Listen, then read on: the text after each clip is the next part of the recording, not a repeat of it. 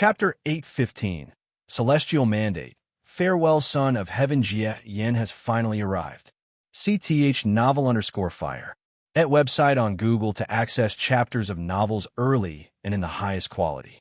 Guan listened to Shangwan Sienna recount the deeds of that ascender, while his eyes were also probing the future of Son of Heaven Jie Yin.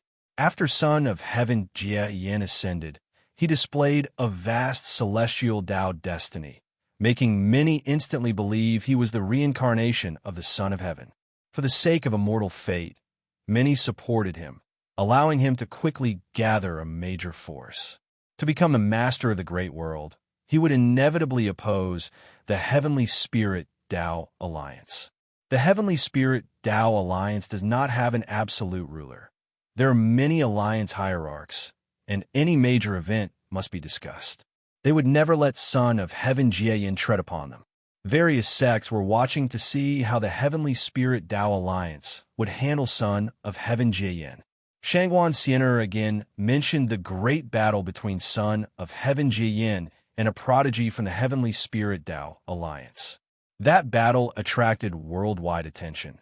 The Heavenly Spirit Tao Alliance had rankings for disciples of every great realm, and Son of Heaven Jie Yin challenged the top prodigy of the same realm from the Heavenly Spirit.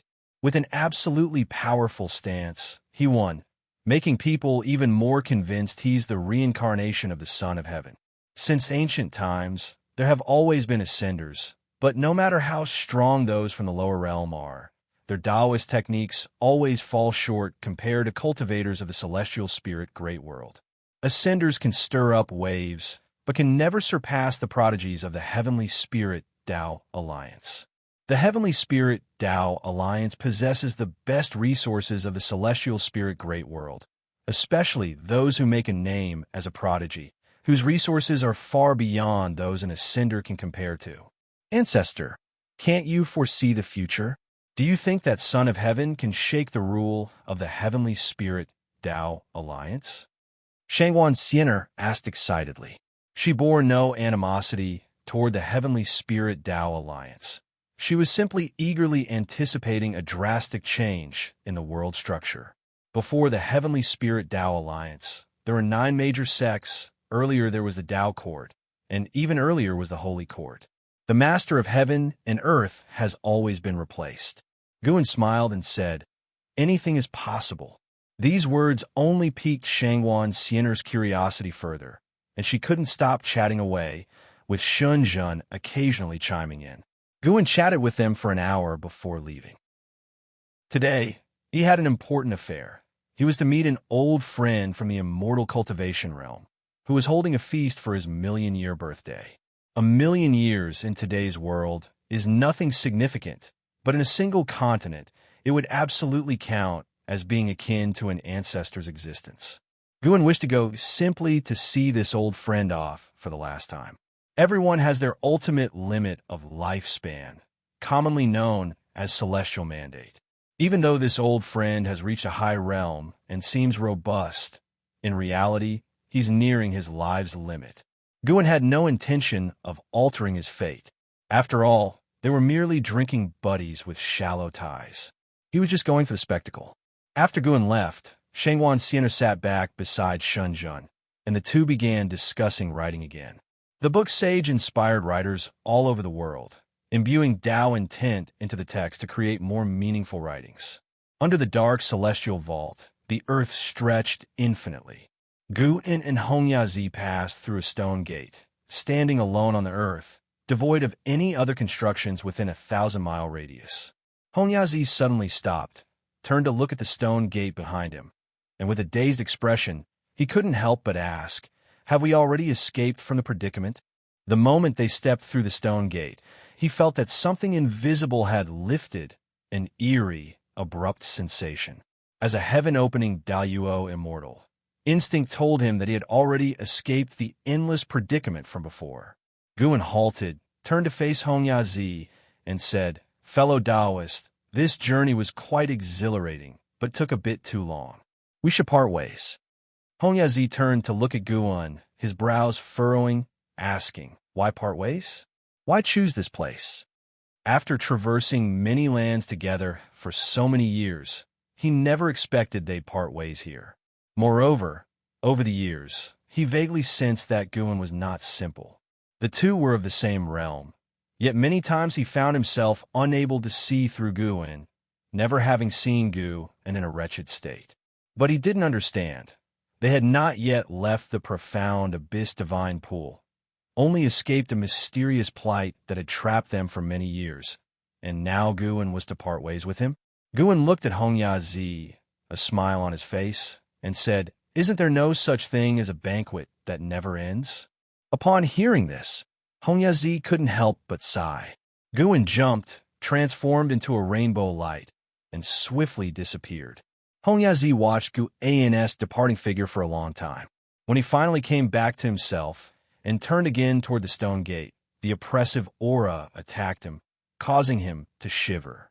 He suddenly realized something.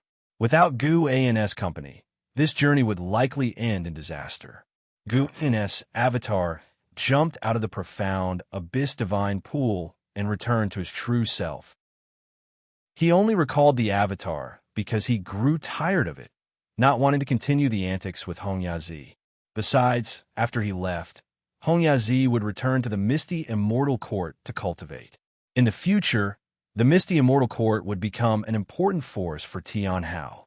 After obtaining the Celestial Emperor's inheritance from Emperor Bone Profound Venerable, Tian Hao returned to the misty Immortal Court with greater ambition, and the misty Immortal Court would become his first stepping stone to help him soar.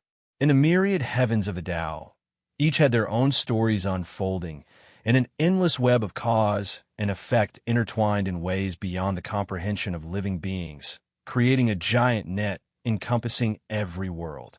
In the blink of an eye, 20 million years passed. This day, in the mountain viewing pavilion, Guin was playing chess with Nzazai. The game had just begun. Ancestor, that Su Ling is truly remarkable, having become the alliance hierarch of the Heavenly Spirit Tao Alliance, and the Supreme Sect has also risen completely. Do you feel gratified? Nzazai asked with a smile. The story of Guin and the Supreme Sect he had long heard of, and Su Ling's legendary life couldn't be separated from the supporting Tao Sword Venerable's heaven-splitting axe inheritance. With Su Ling's heaven-splitting divine axe sweeping across the land, he became one of the most dazzling figures under the heavens. Of course, Nzazai knew that the supporting Tao Sword Venerable was indeed Guin, hence he had long regarded Su Ling as an ally, purposefully bringing up Su Ling's recent achievements. Guin laughed and said, "In my realm, no matter what you become, no matter how high you rise, it won't affect my mood." And Nzazai, hearing the words you thought indeed, Su Ling was also a Wushiji disciple. As Nzazai placed a piece, he followed with, "In today's world, there are indeed many notable figures. Unfortunately, whether it's Su Ling or Zhuang Xian or those ancient prodigies of the Heavenly Spirit Tao Alliance, none can compare to Son of Heaven Jieyan. This child is said to be on the cusp of reaching the innate golden immortal realm soon. It's unimaginable. Innate golden immortal is a realm countless great cultivators dream of, including all of them as Wushiji disciples. Yet, how difficult it is to become an innate golden immortal. So far, openly, only one person in the celestial spirit great world has achieved innate golden immortal status." Guin placed his piece. The game had just started, with no signs of killing intent, and they played casually. And Nzazai continued to ask, "Son of Heaven Jia Yin plans to visit Wushi. Ancestor, he's definitely coming for you. Will you meet him? If you find any errors, ads pop up, ads redirect, broken links, non-standard content, etc., please let us know report so we can fix it as soon as possible." Chapter 8:16. The future, I will not see him. Guin replied while placing a piece on the board. The cultivation level of Son of Heaven Yin in this life was not enough to pique his interest. If his original cultivation level were restored, he might consider meeting him. It's not that Guin uses cultivation level as a standard for meetings, but rather that after the reincarnation of Son of Heaven Yin, his memories have not fully returned. Only when his cultivation is restored as before can he become his true self. Meeting the real son of Heaven Yin might not be bad. Perhaps he could trace back to uncover more about the cause and effect concerning the Celestial Emperor. But the current son of Heaven Yin has no value in Gu An's eyes. And Zazai, upon hearing this, asked no further questions. Since Guan did not wish to see him, he had his own strategy to handle the situation. He then turned the conversation to Zhuang Xian. Zhuang Xian has now become a flagship figure of Wuxi, traveling the world, relieving suffering, and asking for nothing in return. His chivalry and reputation spread far and wide. Surely his fame is great as son of Heaven Yin, and Su Ling's is owed to his own divine skills. The Supreme Tao Mixed Yuan plate was personally passed down by the ancestor Master Wuxi, renowned across the world, sweeping through the same realm. This has led many Wuxi disciples to inquire about this divine skill within the beginningless, wanting to cultivate it, but alas, few within the beginningless know it. To cultivate it, one must first obtain the master's verbal consent. As they chatted, and Zazai found himself unable to continue because he felt pressure in the game. Though he knew he couldn't surpass his ancestor in skill, he still harbored expectations each time, hoping to amaze the ancestor. Thus, the mountain viewing pavilion fell into silence. A stick of incense later, and Zazai left, lost in thought. Guan stood up and turned to look at the great waterfall beside him. Within his pupils reflected a silhouette. Search * the novel Fire. Net website on Google to access chapters of novels early and in the highest quality. It was a young boy. Indeed, Su Han's reincarnation, just 10 years old, the grandson of Su Ling Gu and originally intended for Su Han to be Su Ling's son, but Su Ling didn't marry until he grew strong, and after marriage, he wandered the world. He didn't wish for Su Han to grow up without a father's companionship, so he waited. Now, Su Ling has become the alliance hierarch of the Heavenly Spirit Tao Alliance, with a Su family rooted there, allowing Su Han to grow up steadily. Back then, after Su Han transferred his cultivation using the destiny-defying divine skill to Zhen Qin, his body was preserved by Guan. Once Gu An's cultivation grew powerful, finding his soul wasn't difficult. Even if it had scattered, Guan could cross over to retrieve it. Unless all his causes and effects were erased, to achieve that, one must first cultivate the Daoyuo Dao fruit. Guan watched as Su Han of this life was practicing swordsmanship, reminiscent of the years when Su Han cultivated the heaven-hating, divine sword passed down from his father. He silently guided the cause and effect, leading Zhen Qin, who happened to be wandering within the Heavenly Spirit Tao Alliance, towards the Su mansion, creating a chance for them to meet. In this lifetime, Zhen Qin would become a guide on Su Han's cultivation path. She would see in Su Han a resemblance to her senior brother and gradually release her obsessions by mentoring Su Han. The reason for not directly telling her the truth is that Guan predicted that if he did so, Zhen Qin would spare no effort in indulging and cultivating Su Han, causing him to stray again. What Zhen Qin needed to do was forgive herself and let go of the past. Su Han needed to start a whole new life. They could intersect but not overlap. Once Zhen Qin truly moved on, Guan would reveal Su Han's true identity, or let Su Han regain memories of his past life. Letting things run their course would be the best outcome for both. Guan turned his gaze towards the future, a very distant future. With more and more Wuxi disciples becoming stronger, it would eventually be difficult to maintain the current low profile. Whether turning towards good or evil, they could no longer stay low-key.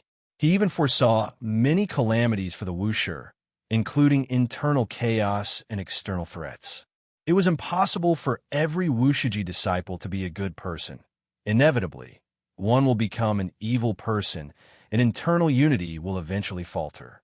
Flourishing to the extreme must decline.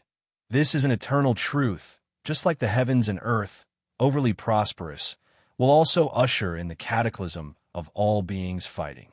One day, Wuxi disciples will venture out independently, and Guan will only keep a few to accompany him.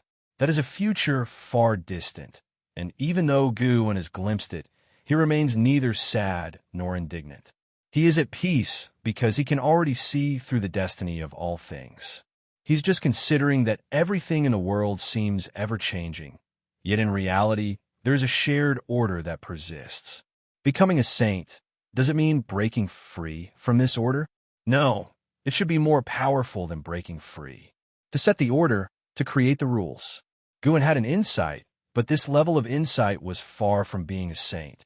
He suddenly thought of a lifespan inheriting function he activated, which could allow him to lecture at an already obliterated enlightenment seeker dojo.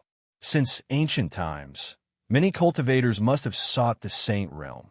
Otherwise, the legend of becoming a saint would not have been left behind. However, accessing such dojos is difficult. He cannot control it. He can only decide how much lifespan to invest. When his lifespan increases, he might invest 1 trillion years to test the waters. Guan retracted his gaze and walked out of the pavilion. Above the vast, magnificent sea of clouds, 2 figures strode on golden light, racing forward. They were Zhang Buku and Su Yu. Zhang Buku looked around curiously and asked, "Is this the legendary celestial extreme, 9 heavens? The spiritual energy is indeed abundant, but why does it seem lifeless?" Su Yu flew alongside him, smiling. Hidden beneath the sea of clouds are many divine beasts. Should they leap out, they would certainly startle you. Zhang Buku looked at him and asked, "How are you so familiar with the celestial extreme, 9 heavens? What connection do you have with this place?" "My master cultivates in this realm," Su Yu replied, and a slight change crossed his gaze. Zhang Buku remained silent. When Xianyuan, human venerable, was about to fall, Su Yu had led him away from the celestial common god's celestial army, taking them to meet an immortal monarch, thus escaping the causes and effects of the contest for the title of Son of Heaven, which greatly astounded him. Although Xianyuan, human venerable, ultimately turned the tide, he too, through that immortal monarch, found a more promising path to ascend to immortality. After cultivating in the immortal monarch's palace for a long time, Su Yu brought Zhang Buku to the celestial extreme, 9 heavens. "You've always been curious about my background. Now I can tell you." Su Yu looked ahead, speaking calmly, causing Zhang Buku to gaze towards him. "I was also once a son of heaven, yet through reincarnation, I shed my status as son of heaven and became a mortal spirit." Su Yu's words shocked Zhang Buku, but he quickly accepted it. Su Yu knew so much about the celestial court, there must be a connection, and his status was higher than a celestial god. As the son of heaven, it made sense. Unlike the great immortal divine Yuan and Xianyuan, human venerable, I never received my father's favor. Perhaps he never even remembered me. Even when I violated the celestial rules, he did not personally question me. Although it seemed I had left the celestial court and gained freedom, in truth, the celestial court simply didn't care about me. Su Yu spoke with a self-mocking tone, his eyes full of desolation. Zhang Buku remained silent.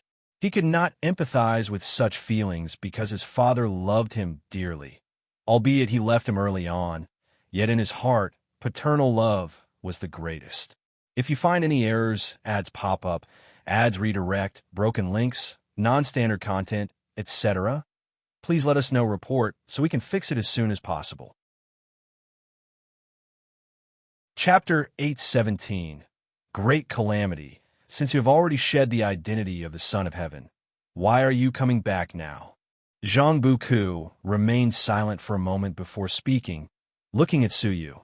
The two had fought side by side for tens of millions of years and were like brothers, so he would not change their relationship because of Su Yu's different identity.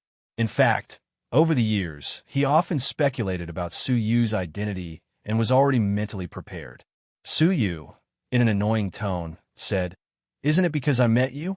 I originally wanted to lead a carefree life, but since knowing you, it's been nothing but trouble." Zhang Buku smiled upon hearing this and said, "Then you can leave now. I won't stop you. Forget it, with your disposition, you'd have died 8 million times without me. Have I never saved you? Just to mention one thing, before joining the Celestial Army, when you tried to seize the heaven and earth ultimate treasure, you were ready to perish with your opponent, and it was only with my secret technique that we broke through the siege. This is a separate matter. The two began to bicker, with Su Yu's mood lifting, returning to his usual carefree state. The two bickered all the way as they moved forward.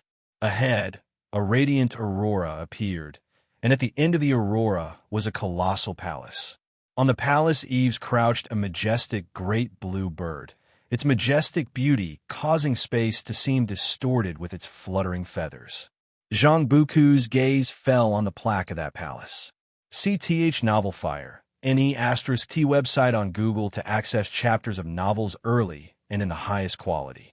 9 Heavens Immortal Palace. Upon hearing Zhang Buku's whisper, Su Yu explained, residing in the 9 Heavens Immortal Palace is a heaven-opening daluo, immortal known as the 9 Heavens Immortal Emperor.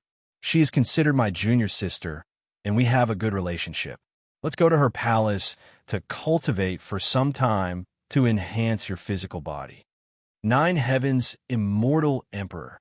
Zhang Buku recalled hearing within the Celestial Army that anyone who could claim the title of Immortal Emperor in the Celestial Court held a high status, at least not comparable to a celestial god. He began to look forward to the upcoming years of cultivation. After experiencing the battle for the title of Son of Heaven, Zhang Buku's ambitions grew. He wanted to become an immortal god more powerful than the Son of Heaven. He wanted to become a player rather than a pawn. The two hastened their pace, flying towards the 9 Heavens Immortal Palace. The passage of time was swift. 100 years passed in the blink of an eye.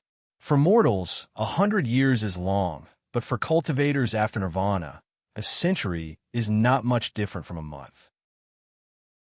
On this day, Guan was instructing Nzizai on the cultivation of the 4th strike of the myriad supreme palm.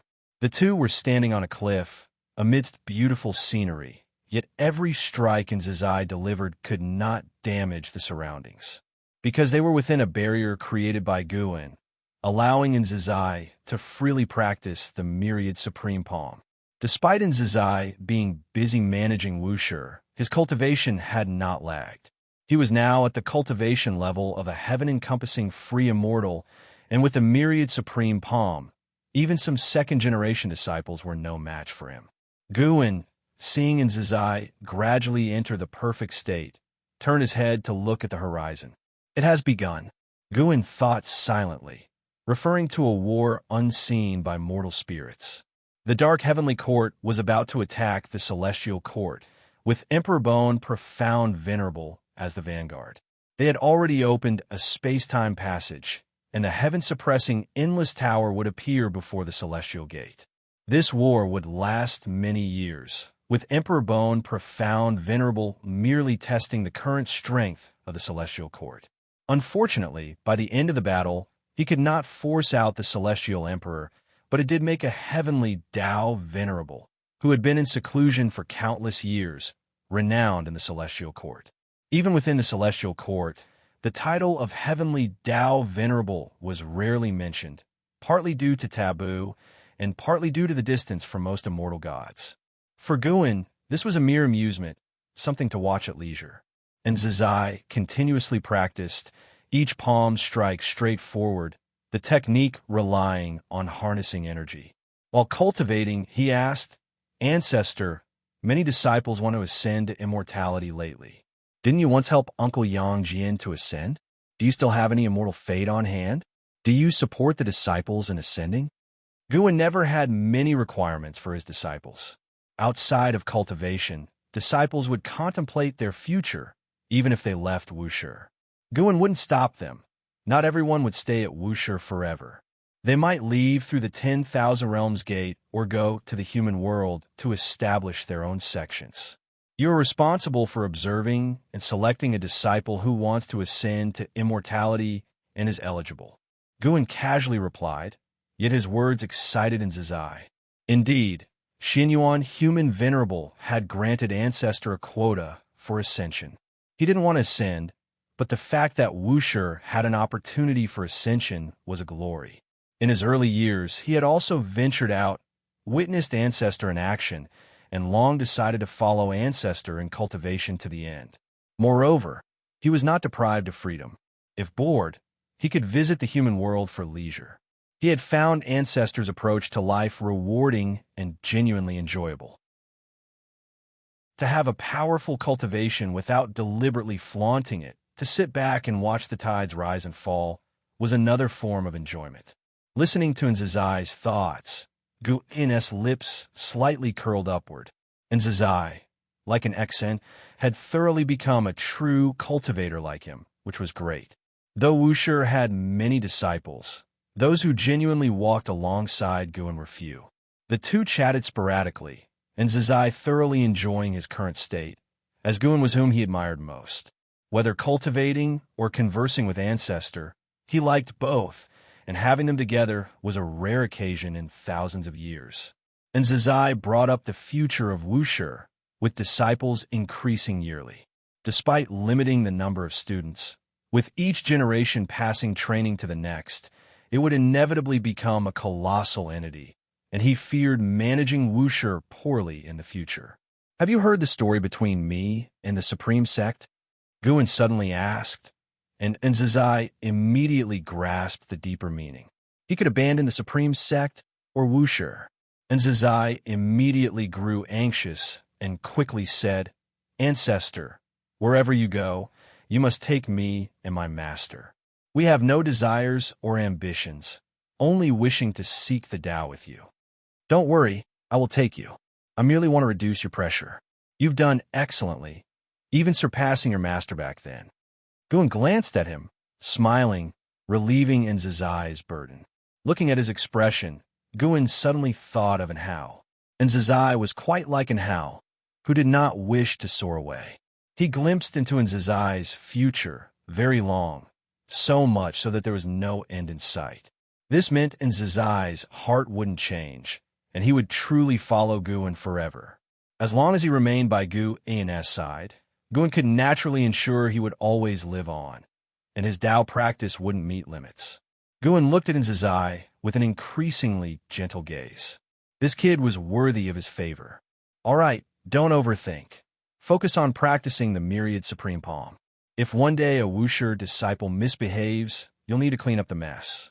Don't be surpassed by the younger generation. Guin urged, and Nzazai chuckled, saying, "How could the younger generation possibly surpass me? Don't be so sure. Someday a great calamity will arise in Wuxia." Guin's words wiped the smile off Nzazai's face, furrowing his brows as numerous faces flashed through his mind. If you find any errors, ads pop up, ads redirect, broken links, non-standard content, etc., please let us know report so we can fix it as soon as possible. Chapter 8:18 Eternal Divine, Power Great Calamity. Ever since the Ancestor spoke to Nzazai, Nzazai began scrutinizing the disciples with a discerning look. He realized that his past attention on the Wuxiji disciples was too little. Although the Ancestor said that it was impossible for all disciples of Wuxia to be good, he refused to believe in evil. He conscientiously screened them, not willing to believe that there truly were fish slipping through the net into Wuxia. If any disciple strayed onto the wrong path, he could rectify it in time. Constantly following the Ancestor in cultivation was his goal, but if he could keep the Ancestor at Wuxia, that would be better for him, for he held deep feelings for the Taoist field of the beginningless. After all, Wuxi's current foundation was due to the efforts he exerted with much heart and energy. In the ensuing days, more and more disciples noticed Nzazai becoming stricter, even setting many hurdles for accepting disciples, causing them to privately speculate on what had affected him. The news also reached the ears of the second-generation disciples. Towards them, Nzazai did not mention the words of the Ancestor, but he did not conceal the matter from the elders. Upon hearing that a great calamity would appear in Wuxia later, the second-generation disciples became solemn because they knew Gu and would not speak carelessly. Gu's eyes could see the future, prompting them to heighten their attention towards their lineage's pupils. No one hoped for such a calamity to arise from within their own ranks. In the absence of knowledge across all heavens and myriad realms, The celestial court fell into a great battle. Dressed in a golden-patterned white robe, Li Xuan Miao grasped a divine weapon, soared through the clouds, surrounded by figures of immortal gods. Following their gaze, the edge of the celestial vault was an expanse of extreme darkness, resembling the maw of an abyss, ready to devour the celestial court. Endless evil demons rushed forth from it, battling the immortal gods. The battlefield was vast and boundless. Numerous meteors swept across, attacking the battlefield above the sea of clouds, with various Dharma aspects emerging one after another, and gigantic magical treasures stirred the storm winds of the battlefield. From afar, Li Xuan Miao recalled the formidable evil demon he encountered when rescuing Leah, its aura equally wicked. It seemed during the dispute of the Sons of Heaven, the dark heavenly court had already begun its invasion. Li Xuan Miao furrowed his brows tightly. He could feel a powerful aura in that darkness unparalleled.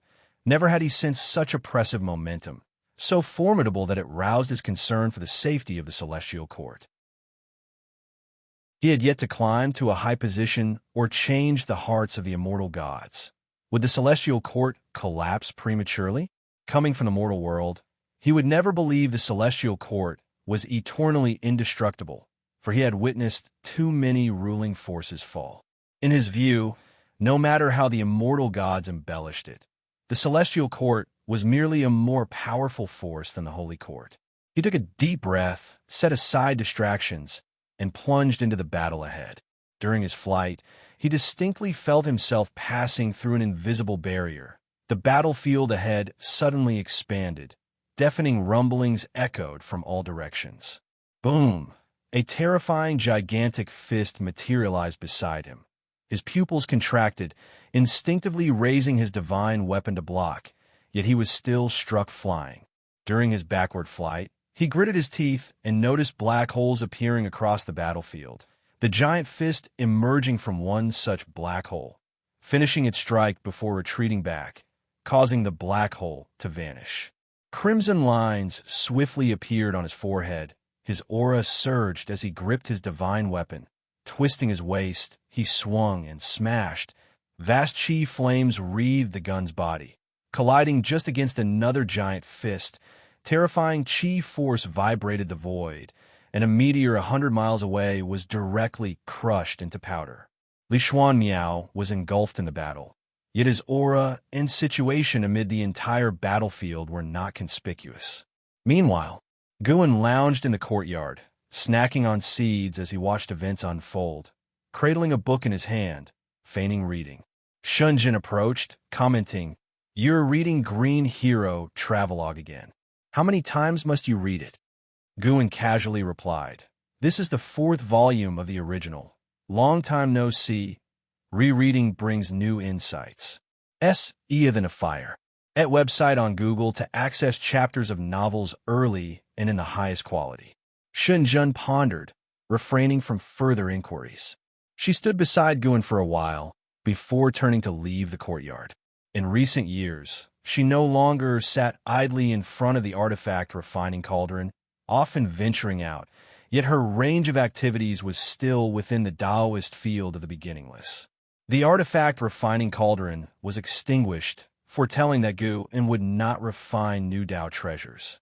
Guan sat in the courtyard, watching for an hour before setting down the seed tray, then tucked the Green Hero Travelogue into his bosom. He stood up and stepped forth from the Taoist field of the beginningless to reach the depths of the hidden spirit palace. Deep-sea dragon carp established a dragon palace in the ocean, returning sporadically, with its clone managing the medicine garden here. He began harvesting mature, medicinal herbs, with plans to conduct a lifespan projection later. At dusk, on a gorge overlooking the world, 2 cliffs stood no more than 10 yards apart, with a figure upon each. One was notably Zhuang Xian from the beginningless. Zhuang Xian wore a black shirt and white clothes, topped with a Taoist hat, exuding otherworldly charm, the sword box on his back lending an aura of chivalry. He furrowed his brows, gazing at the purple-robed man opposite, sternly stating, Brother Lin, cease persisting in ignorance. The lives of cultivators are still lives. No amount of merit from mortal spirits can justify wanton slaughter of cultivators. The purple-robed man's gown billowed in the wind. His hair was disheveled. On his handsome and bizarre face hung a cavalier smile. Eyes disdainful, he chuckled. How many years have we known each other? How many times have you implored me? Why implore again? Zhuang Xian drew a treasure sword from his back, pointing it at the purple-robed man, declaring, "This time, I cannot let you go." The purple-robed man shook his head with a smirk. "I've heard that sentence countless times. You can't do anything to me. Why persist? Countless are the evil and deviant throughout the world. Why stubbornly entangle with me? This time is different from the past. I am soon leaving the celestial spirit great world." "Leaving? Where to?" Zhuang Xian asked sternly. The purple-robed man showed longing, saying, "A place representing eternity, Brother Zhuang. In truth, I wish to take you too. Alas, our ideals diverge. You are destined not to fulfill such conditions." "Eternity? Does eternity require you to slaughter 9,999 celestial and earthly immortals?" Zhuang Xian asked sharply, eliciting disdainful snorts from the purple-robed man. "Not one cultivator is innocent. It is merely a matter of who has killed more. Can you say you've never killed anyone or a demon? Are you truly unashamed in this life?" The purple-robed man glared coldly at Zhuang Xian, questioning with a twisted expression. Zhuang Xian snorted. "Unashamed? Hardly. But my shame comes from not having killed such evil sooner." With those words, the treasure sword in Zhuang Xian's hand burst forth a sword light, illuminating the world, slashing towards the purple-robed man instantly. Boom! The cliff beneath the purple-robed man and the barren mountain behind him shattered, raising terrifying dust waves sweeping to the horizon. But his eyes did not blink. The sword tip was less than 3 centimeters from his eyes. So cool were his gazes. "Thus, Brother Zhuang, today let you feel the disparity between us. This is the first time I exhibit the eternal divine power. Should you not exert your utmost, you shall die." The voice of the purple-robed man echoed, unleashing killing intent that plunged the entire world into an icy chill. If you find any errors, ads pop up, ads redirect, broken links, non-standard content, etc., please let us know report so we can fix it as soon as possible. Chapter 819. Not belonging to the heavenly Dao. Zhuang Xian heard the words of the man in purple and immediately executed the supreme Dao mixed yuan plate. The vast mana, intertwined with Dao intent, erupted, surging into the clouds. Behind Zhuang Xian, a towering golden wheel rose, quickly solidifying and turning dark silver, its surface engraved with countless mysterious Dao patterns. As the supreme Dao mixed yuan plate emerged, the heavens and earth trembled, and sand and stones flew into the air. The man in purple looked up, his eyes widening with excitement. He smiled and said, "The legendary great divine power of no beginning, the supreme Dao mixed yuan plate, seeing it today, it truly lives up to its reputation." He leaped into the sky, raising his right arm, palm outward. Rolling demonic chi gushed from his palm, resembling countless black pythons rushing out. It was eerie and sinister. These demonic chi quickly coalesced into a black flood dragon, stretching over 1,000 feet long. At a glance, it seemed he had a flood dragon for an arm, though his flesh seemed insignificant compared to this arm. Seeing the man's divine skills, Zhuang Xian frowned. He could feel the endless power of cause and effect surging towards him, sealing this space. The power of cause and effect was formless and colorless. The power of cause and effect that the man in purple wielded was extremely venomous, like a sea of curses intending to drown Zhuang Xian. Zhuang Xian raised his hand to reclaim his treasure sword, then soared into the sky. The supreme Dao mixed yuan plate began to spin, crushing the cliffs and mountains below. The majestic aura spread out, manifesting as various ominous signs. The man in purple laughed loudly and charged directly at Zhuang Xian. Before the supreme Dao mixed yuan plate, even his 1,000-foot flood dragon arm seemed insignificant, like an egg striking a stone. Boom!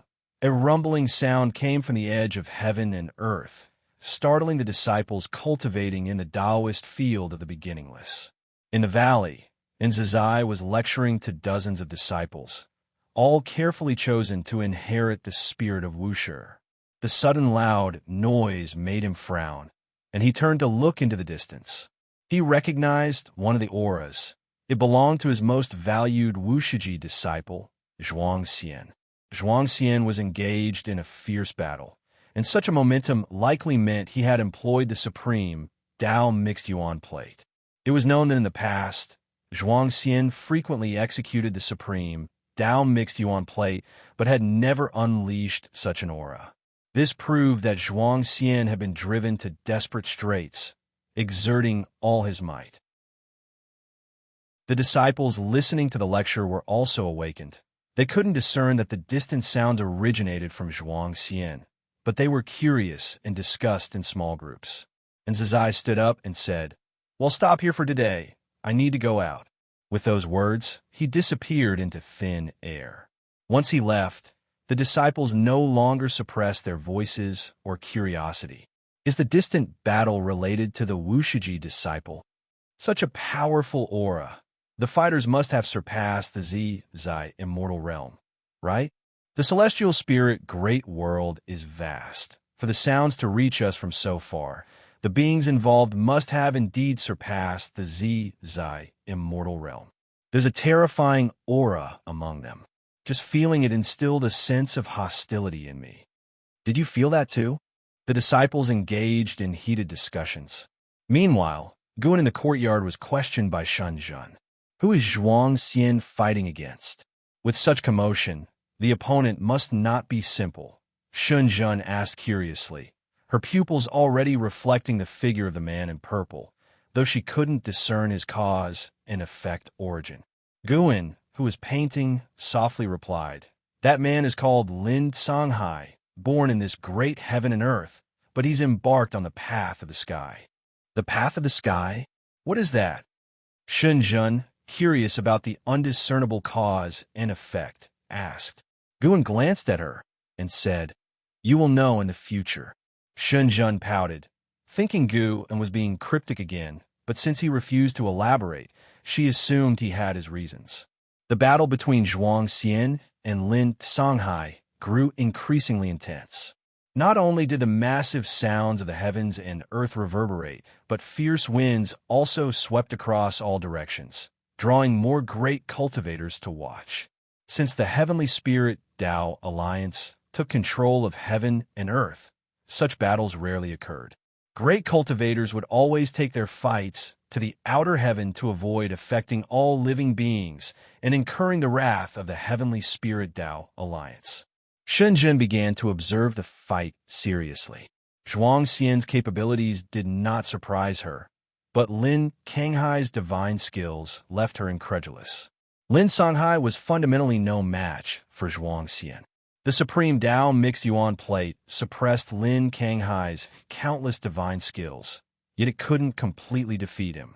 Every time Lin Canghai's physical body was destroyed, he would almost instantaneously resurrect nearby, and his fighting momentum didn't diminish with resurrection. Instead, it grew stronger. If this continued, Lin Canghai's momentum would reach the profound yuan-free immortal realm. Sir, the novel F. Ire. At website on Google to access chapters of novels early and in the highest quality. This was unreasonable. Shenzhen did not see any special cause and effect assistance. Unable to comprehend why Lin Songhai could be immortal and why he could grow stronger in battle.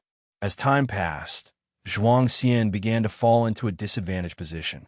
Far away, on the other side of heaven and earth, dust enveloped the sky, and the ground shattered like an abyss. The supreme Dao mixed yuan plate stood upon the earth, still rotating. In front of the supreme Dao mixed yuan plate, Zhuang Xian, disheveled, looked up at Lin Songhai, who was continuously attacking the supreme Tao mixed yuan plate, and his eyes were filled with terror. The black flood dragon on Lin Kanghai's right arm had grown to 10,000 feet, and with each swing, the flood dragon fiercely assaulted the supreme Tao mixed yuan plate, projecting black lightning across the heavens and earth. At this moment, powerful auras descended. You too. This is the celestial spirit great world, not a place for you to act recklessly. A commanding voice boomed through the heavens and earth. Lin Songhai paused, looking up to see figures of great cultivators from the heavenly spirit Tao Alliance appearing in the sky, each exuding an overbearing aura. It was the great cultivators from the heavenly spirit Tao Alliance. And Zizai appeared beside Zhuang Xian and frowned, saying, "How did it escalate to this extent?" His tone carried reproach. He was very dissatisfied with Zhuang Xian's current performance. Zhuang Xian turned to look at him and explained, "He wants to leave the celestial spirit great world, and it's not as simple as going to outer heaven. I sensed a presence that doesn't belong to the heavenly Tao. If he leaves, the souls he has sealed will be beyond redemption. A presence not belonging to the heavenly Tao." And Zizai shifted his gaze to Lin Songhai in the sky. Faced with numerous powerful divine senses locking onto him, Lin Songhai remained unfazed, smirking without explanation. He grabbed his right shoulder with his left hand and directly detached his right arm, blood spraying across the sky. This scene made the great cultivators of the heavenly spirit Tao Alliance frown. At that moment, Lin Kanghai's body convulsed, his head trembled incessantly, and his face contorted, with wisps of black aura wafting around him like fiery flames. A great cultivator of the heavenly spirit Tao Alliance narrowed his eyes, immediately taking action. A jade bottle flew out from his sleeve, its mouth facing downward, shooting out a white light that enveloped Lin Songhai. The next second, the great cultivator's face changed dramatically. His supreme treasure was unable to capture Lin Songhai, a situation he had never encountered before. If you find any errors, ads pop up, ads redirect, broken links, non-standard content, etc., please let us know report so we can fix it as soon as possible. Chapter 820. Eternal God bathed in white light. Lin Songhai continued to tremble all over, looking as if in pain, yet the ferocious smile on his face seemed excited. He seemed to be anticipating something. The other great cultivators of the heavenly spirit Tao Alliance also sensed something was amiss and took action one after another. One by one, streams of mana were cast onto Lin Songhai, but were dissipated by the black aura surrounding him. All the great cultivators felt as if their mana was falling into an abyss, instantly cutting off their connection and leaving them unable to discern how deep it truly was. This made them feel as if facing a formidable enemy, prompting them to scatter and encircle Lin Songhai. And Zizai also sensed something was off with Lin Songhai and stepped forward, saying, "Withdraw your divine skills. Let us handle the aftermath from here." Zhuang Xian did not arrogantly hold back either, immediately dispelling the supreme Tao mixed yuan plate, only to see the black aura around Lin Songhai quickly converge into a black door as tall as 100 zhang, and as it opened from the right, waves of silver light poured out from within. An overwhelming might enveloped the entire celestial spirit great world, startling countless cultivators. In the boundless chain of mountains, a strong man meditating under a waterfall opened his eyes, his shirtless body adorned with 2 red dragon patterns that writhed. He lifted his gaze, frowning, with a sharp glint flashing in his eyes. He was none other than Son of Heaven Jieyin. This aura, Son of Heaven Jieyin murmured to himself, seemingly recalling something, his gaze becoming increasingly piercing. He was not alone. More and more beings of immense power were startled. Even the many dojos in the outer heaven could sense this vast aura. Before the world gate, the celestial spirit, God, opened his eyes, his gaze piercing through, looking towards the celestial spirit, Great World. What is that? Sar the Fire. At website on Google to access chapters of novels early and in the highest quality. It was the first time he had felt such an aura. His instincts told him it was very dangerous, and he was certainly not its match. He did not rise to act, not because he was afraid, but because there were stronger immortal gods within the celestial spirit Great World. Tai, Immortal Monarch, and the 72 immortals of Golden Cave moved swiftly, appearing before the black door even before it fully opened. Bang! Tai, Immortal Monarch's right palm pressed against the black door, forcefully holding it shut. The appearance of Tai, Immortal Monarch, and the 72 immortals startled the great cultivators of the Heavenly Spirit Tao Alliance, and someone soon recognized their identities, exclaiming, "Immortal gods!" As these words were spoken, instead of feeling relieved, the other great cultivators grew even more tense, wondering what sort of cause and effect had provoked the immortal gods to intervene. The 72 immortals of Golden Cave each possessed an extraordinary aura, far surpassing the great cultivators of the Heavenly Spirit Tao Alliance. But compared to Tai, Immortal Monarch, their aura was significantly weaker. The world fell silent. Everyone held their breaths and fixed their gaze on Tai, Immortal Monarch. And Zazai also refrained from taking action, watching Tai, Immortal Monarch silently, for he had met Tai, Immortal Monarch before and knew he was no ordinary immortal god. Zhuang Xian was not amazed by the appearance of immortal gods, but instead, his gaze remained complex as he looked at Lin Songhai. Seeing Lin Songhai trembling amidst the black aura, images of them years ago drinking and enjoying themselves, resolving grudges with pleasure, floated into his mind. Those joyous images were shattered by scenes of their numerous battles, returning to reality where they had completely turned against each other. Brother Zhuang, there are so many suffering people in this world. How can you save them all? Why not find the source of the suffering and uproot it? Even if it can't bring absolute peace, it can at least spare more mortal spirits from suffering. Lin Kanghai's words from the past echoed in his ear, filling Zhuang Xian's heart with sorrow. Even with the immortal gods intervening, no matter the outcome, he and Lin Songhai had ultimately parted ways. In his heart, Lin Songhai was his best friend. He would be saddened, but never would he relent. He had to save the innocent cultivators captured by Lin Songhai. At this moment, Tai, Immortal Monarch's face changed slightly as he held his hand against the black door. His arm trembled slightly, and the door began to open once more, a sight that made the 72 immortals of Golden Cave and all onlookers tense. More and more great cultivators arrived. Witnessing Tai, Immortal Monarch, suppressing the black door, they dared not act rashly. Boom! Tai, Immortal Monarch's aura suddenly erupted, shaking the heavens and earth. The clouds churned, and the celestial Tao light layer above the celestial spirit Great World burst forth with innumerable rays of light, penetrating the sea of clouds and entering Tai, Immortal Monarch's body. Tai, Immortal Monarch's aura rose steadily, but his arm continued to tremble, unable to completely resist the black door. Oomph! A cold snort came from the black door, causing Tai, Immortal Monarch to leap back, putting distance between him and the door. Not just him, but the 72 immortals also backed away. The black door opened with a roar. Inside shone a silver light, revealing a majestic figure within. No one could clearly see his true appearance. He seemed to be wearing a wide robe, with 3 heads and wild long hair, resembling a Rakshasa, horrifying and terrifying.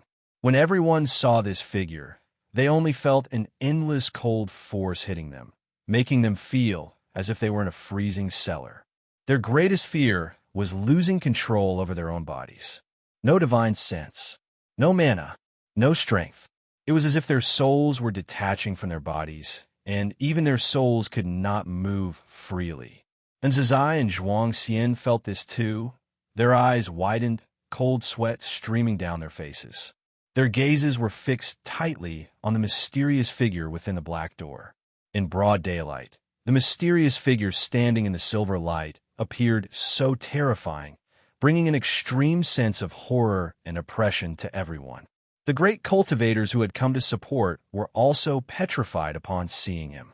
For a moment, the heavens and earth fell into a bizarre scene, as people continued to fly in and then stopped, staring blankly at the black door like all the others. Lin Songhai seemed to have been drained of all energy, his arms hung down, his entire body swaying precariously, yet the black aura held him aloft, preventing him from falling. He only felt his eyelids were so heavy, trying hard to keep them open. His gaze landed on Zhuang Xian down on the ground afar. Looking at Zhuang Xian, images from the past similarly flashed through his mind. Brother Lin, seeking the root of disaster is a form of escapism. Do what you can do, that is enough. Zhuang Xian's words echoed in his ears. A self-mocking smile tugged at his mouth. Indeed, it was a form of escapism. Lin Songhai knew he was never a good person. Helping mortal spirits was merely to fill the inner terror and unease, thinking that by doing so, he could balance merit and sin, in line with the heavenly Tao. But now he no longer believed in the heavenly Tao. He wanted to believe in the eternal path. He prayed in his heart to the eternal deity, asking to kill everyone present, but not to kill Zhuang Xian. He never believed in the existence of true good people until he met Zhuang Xian. Originally from Wushi, Zhuang Xian could have enjoyed everything, yet he insisted on journeying the world, enduring so many hardships, doing good deeds that offered no reward. Zhuang Xian, standing behind Zizai, saw Lin Kanghai's gaze and understood his eyes. But now he was powerless to resist, and compared to Lin Songhai, he was more worried about the calamity the mysterious figure inside the black door might bring. If you find any errors, ads pop up, ads redirect, broken links, non-standard content, etc., please let us know. Report so we can fix it as soon as possible. Chapter 8:21. Stepping into the heavenly Tao silence. Oppression. Dust swirled in the sky. All the great cultivators were frozen in place, fearfully watching the mysterious figure in the darkness, feeling a danger more terrifying than death approaching. Zhuang Xian struggled to control his body, but unfortunately, he couldn't do it all. Looking at the mysterious figure inside the black gate, his fear had been suppressed, replaced by anger. Wisps of aura leaked from his body, transforming into golden energy, gradually forming the shape of the supreme Tao mixed yuan plate behind him. Not as massive as during his battle with Lin Songhai, but still exuding an unshakable momentum. With the appearance of the supreme Tao mixed yuan plate, Zhuang Xian was delighted to find he had regained some strength and could control his body. Instinctively, he wanted to step forward, but a hand suddenly pressed on his shoulder, pulling him back. The sudden yank made his heart jump wildly, and he instinctively turned his head to look, his eyes widening, filled with surprise. "Ancestor," Zhuang Xian instinctively uttered. Hearing this, and Zizai standing at the front felt a surge of spirit. And Zizai, unable to look back, felt all pressure in his heart vanish upon knowing the ancestor had arrived, looking once more towards the mysterious figure within the black gate, filled with anticipation. Guan, clad in white, stood beside Zhuang Xian, his left hand resting on Zhuang Xian's right shoulder. The wind and waves between heaven and earth blowing his black hair, his extraordinarily handsome face calm. "Ancestor, you are here." Zhuang Xian, barely suppressing his excitement, raised his hand to salute Gu and looked at the black gate and said, "Choices and separations are experiences everyone undergoes. Are you truly ready?" Zhuang Xian's face turned serious, saying, "I have long been ready." He then looked forward, suddenly realizing something amiss. Everyone was staring at the black gate. Apart from himself and in Zizai, no one seemed to notice Gu's arrival. Plenty of people saw Lin Songhai, yet after only glancing at Guan twice, he closed his eyes, his breaths weak, teetering on the edge of slumber. Zhuang Xian scanned around, his heart stirring with a storm, only now realizing that though the ancestor stood by his side, if not gazing upon the ancestor, one couldn't sense his presence at all. The immortal gods and great cultivators' attention was entirely on the Black Gate, oblivious to the ancestors' advent. Zhuangxian couldn't help but feel a sense of anticipation. Within the beginningless, every disciple knew the ancestor was the mightiest, surpassing even the immortal gods, yet none could definitively describe his strength. Cultivating the supreme Tao mixed yuan plate had allowed Zhuangxian to perceive the ancestor's unfathomable depths. Now he was suddenly curious about the strength of the ancestor's supreme Tao mixed yuan plate. At this moment, the mysterious figure within the Black Gate lifted its right leg, ready to step out.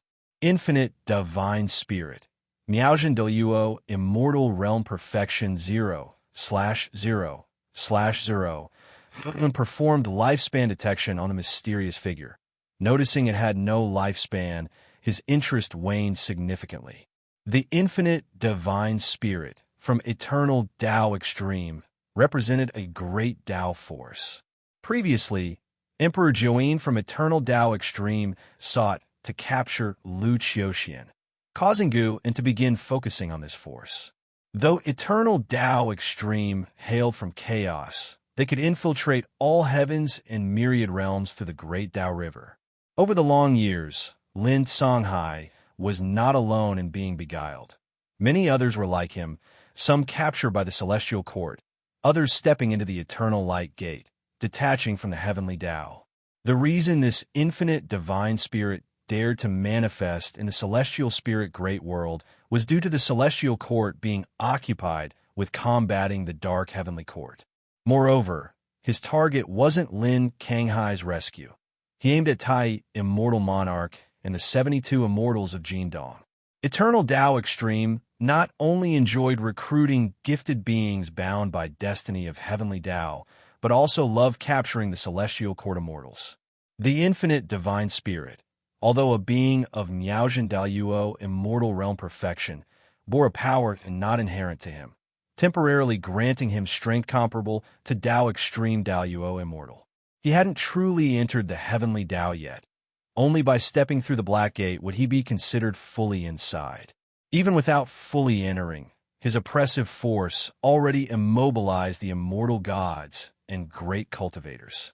Tai, Immortal Monarch, hovered in the air, watching the infinite divine spirit step forward, a grim expression on his face, suddenly realizing the other was not here to rescue Lin Songhai, but to confront him.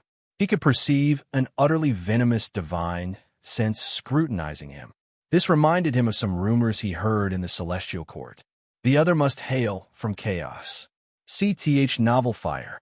Net asterisk website on Google to access chapters of novels early and in the highest quality. Impossible. Must self-destruct. Immortal gods can resurrect after death, but if captured and taken away, the consequences would be unimaginable. Tai, Immortal Monarch, wanted to self-destruct, but he couldn't, unable to mobilize celestial Tao destiny, unable to wield his own mana. Watching the infinite divine spirit step 1 foot out of the Black Gate, he grew increasingly anxious. Not just him, but the 72 Immortals of Jindong also felt the malevolent divine sense probing, which heightened their tension. Meanwhile, more great cultivators hurried over. Without exception, once approaching the 100-mile radius around the Black Gate, all lost control over their bodies. Moreover, they were descending. With the infinite divine spirit stepping into the heavenly Tao, everyone felt as if their souls were being tread upon. Zhuangxian and Zizai's attention was also drawn to the movements of the infinite divine spirit. After his right foot stepped out of the Black Gate, the infinite divine spirit lifted his left foot. These two steps seemed so prolonged, causing everyone torment. When the infinite divine spirit stepped out of the Black Gate, his true body still hadn't been revealed, remaining so pitch black, merely flames igniting around him, distorting the surrounding space. As the flames dissipated, the oppression on everyone constantly heightened. Suddenly, the infinite divine spirit looked down, glancing towards the direction facing him, precisely where Gu En and Zhuangxian were. Those with their backs to Gu En couldn't turn. Yet those ahead of him among the great cultivators followed the infinite divine spirit's gesture and spotted Guin. They couldn't see Guin's true visage, only seeing a white-clad man, his face blurred. The infinite divine spirit murmured in doubt, clearly surprised by Guin's existence. Before crossing the Black Gate, he couldn't perceive Guin's presence. The reason for his slow movements was to sweep through the celestial spirit great world, determining it was free of danger before stepping in. Upon entry, he sensed a new presence in this great thousand world, and all the world's cause and effect altered, with obscure regions everywhere, making it unseeable. Unable to discern Guin's cultivation level, he dared not advance further. In Zizai, Zhuangxian watched the infinite divine spirit focus on their direction, breath held tight, exceedingly nervous. Just seeing the infinite divine spirit stand in the air induced terror. Difficult to imagine the dreadful power contained within this figure. Who are you? You lack celestial court destiny. The infinite divine spirit's voice sounded again, cold in tone, hoarse and chilling. Upon hearing this, the previously tense Tai, Immortal Monarch, and 72 Immortals seemed to realize something. All felt relieved and revealed mocking smiles, watching the infinite divine spirit like vermin. If you find any errors, ads pop up, ads redirect, broken links, non-standard content, etc., please let us know report so we can fix it as soon as possible. Chapter 822. Myth appears. The question from the infinite divine spirit made the eyes of the great cultivators, who were immobilized, sparkle. Although many among them could not turn their heads to look at Guin, judging from the words of the infinite divine spirit, it seemed that a mysterious, powerful figure had arrived. In any case, the presence of the infinite divine spirit made them feel extremely dangerous. If such an existence met its match, they would have a slim chance of survival. Zhuangxian's heart raced, nervously waiting for the ensuing battle. After a brief moment of unease, Zizai's mindset returned to calm. He was initially nervous because of the instinctive reaction to the power of the infinite divine spirit. After calming down, he believed the infinite divine spirit was doomed. No one is a match for the ancestor. His gaze, although not as aggressive as that of Tai, Immortal Monarch, and other immortal gods, still made the infinite divine spirit uncomfortable. Did these ants think he would die? The infinite divine spirit thought displeased. Seeing Guin not responding, he immediately took a step back. However, an invisible barrier at the Black Gate blocked his steps, preventing him from entering. He was separated by just one door, yet he couldn't cross it, completely trapped within the heavenly Tao. The infinite divine spirit was greatly alarmed. Without a word, he leaped up, unleashing terrifying mana that plunged the entire celestial spirit great world into darkness. Everyone was startled by the sudden change, and at that moment, Guin raised his hand and grabbed across the void, making the dark celestial vault suddenly brighten. Lin Songhai, who was floating in the air, fell to the ground, and the Black Gate turned into black mist, vanishing without a trace.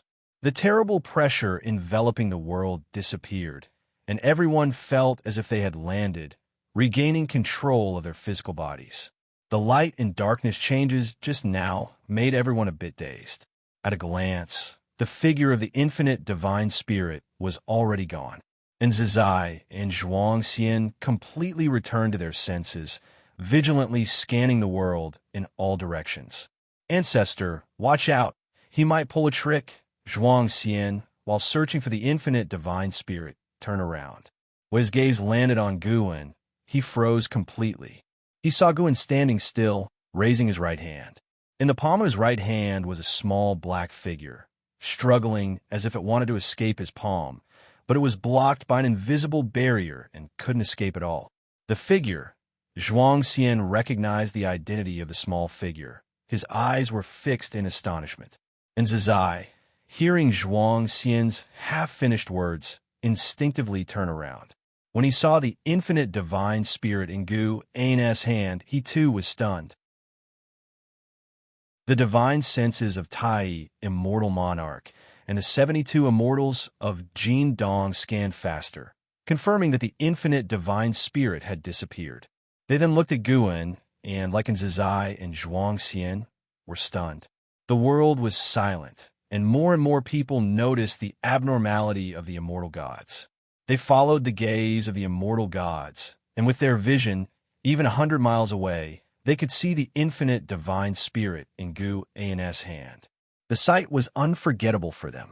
The great cultivators from various sects stared at the infinite divine spirit captured by Gu An, all wide-eyed, even gasping in disbelief.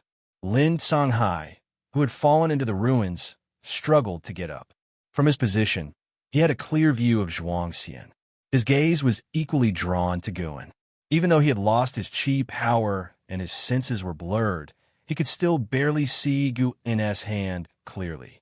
His eyes widened suddenly, his whole body trembling, unable to believe what he saw.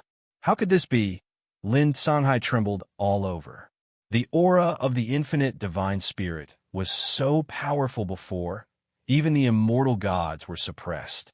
How could it be captured by someone? At this moment, his faith crumbled. Before this, the eternal path was his pursuit, his hope of surviving in a chaotic world. He believed the eternal path was stronger than the heavenly Tao, that eternity was the most meaningful pursuit. He never imagined the deity of the eternal path would fall, and without any resistance. Kneeling in the ruins, his whole being seemed to have been drained of his soul. Guan stood in place, letting all the great cultivators witness this scene. He wanted the world to know that the eternal Tao extreme was nothing more than this. The reason for doing this was because the eternal Tao extreme would not give up and would later delude people. CTH Novel Fire, NE*T website on Google to access chapters of novels early and in the highest quality.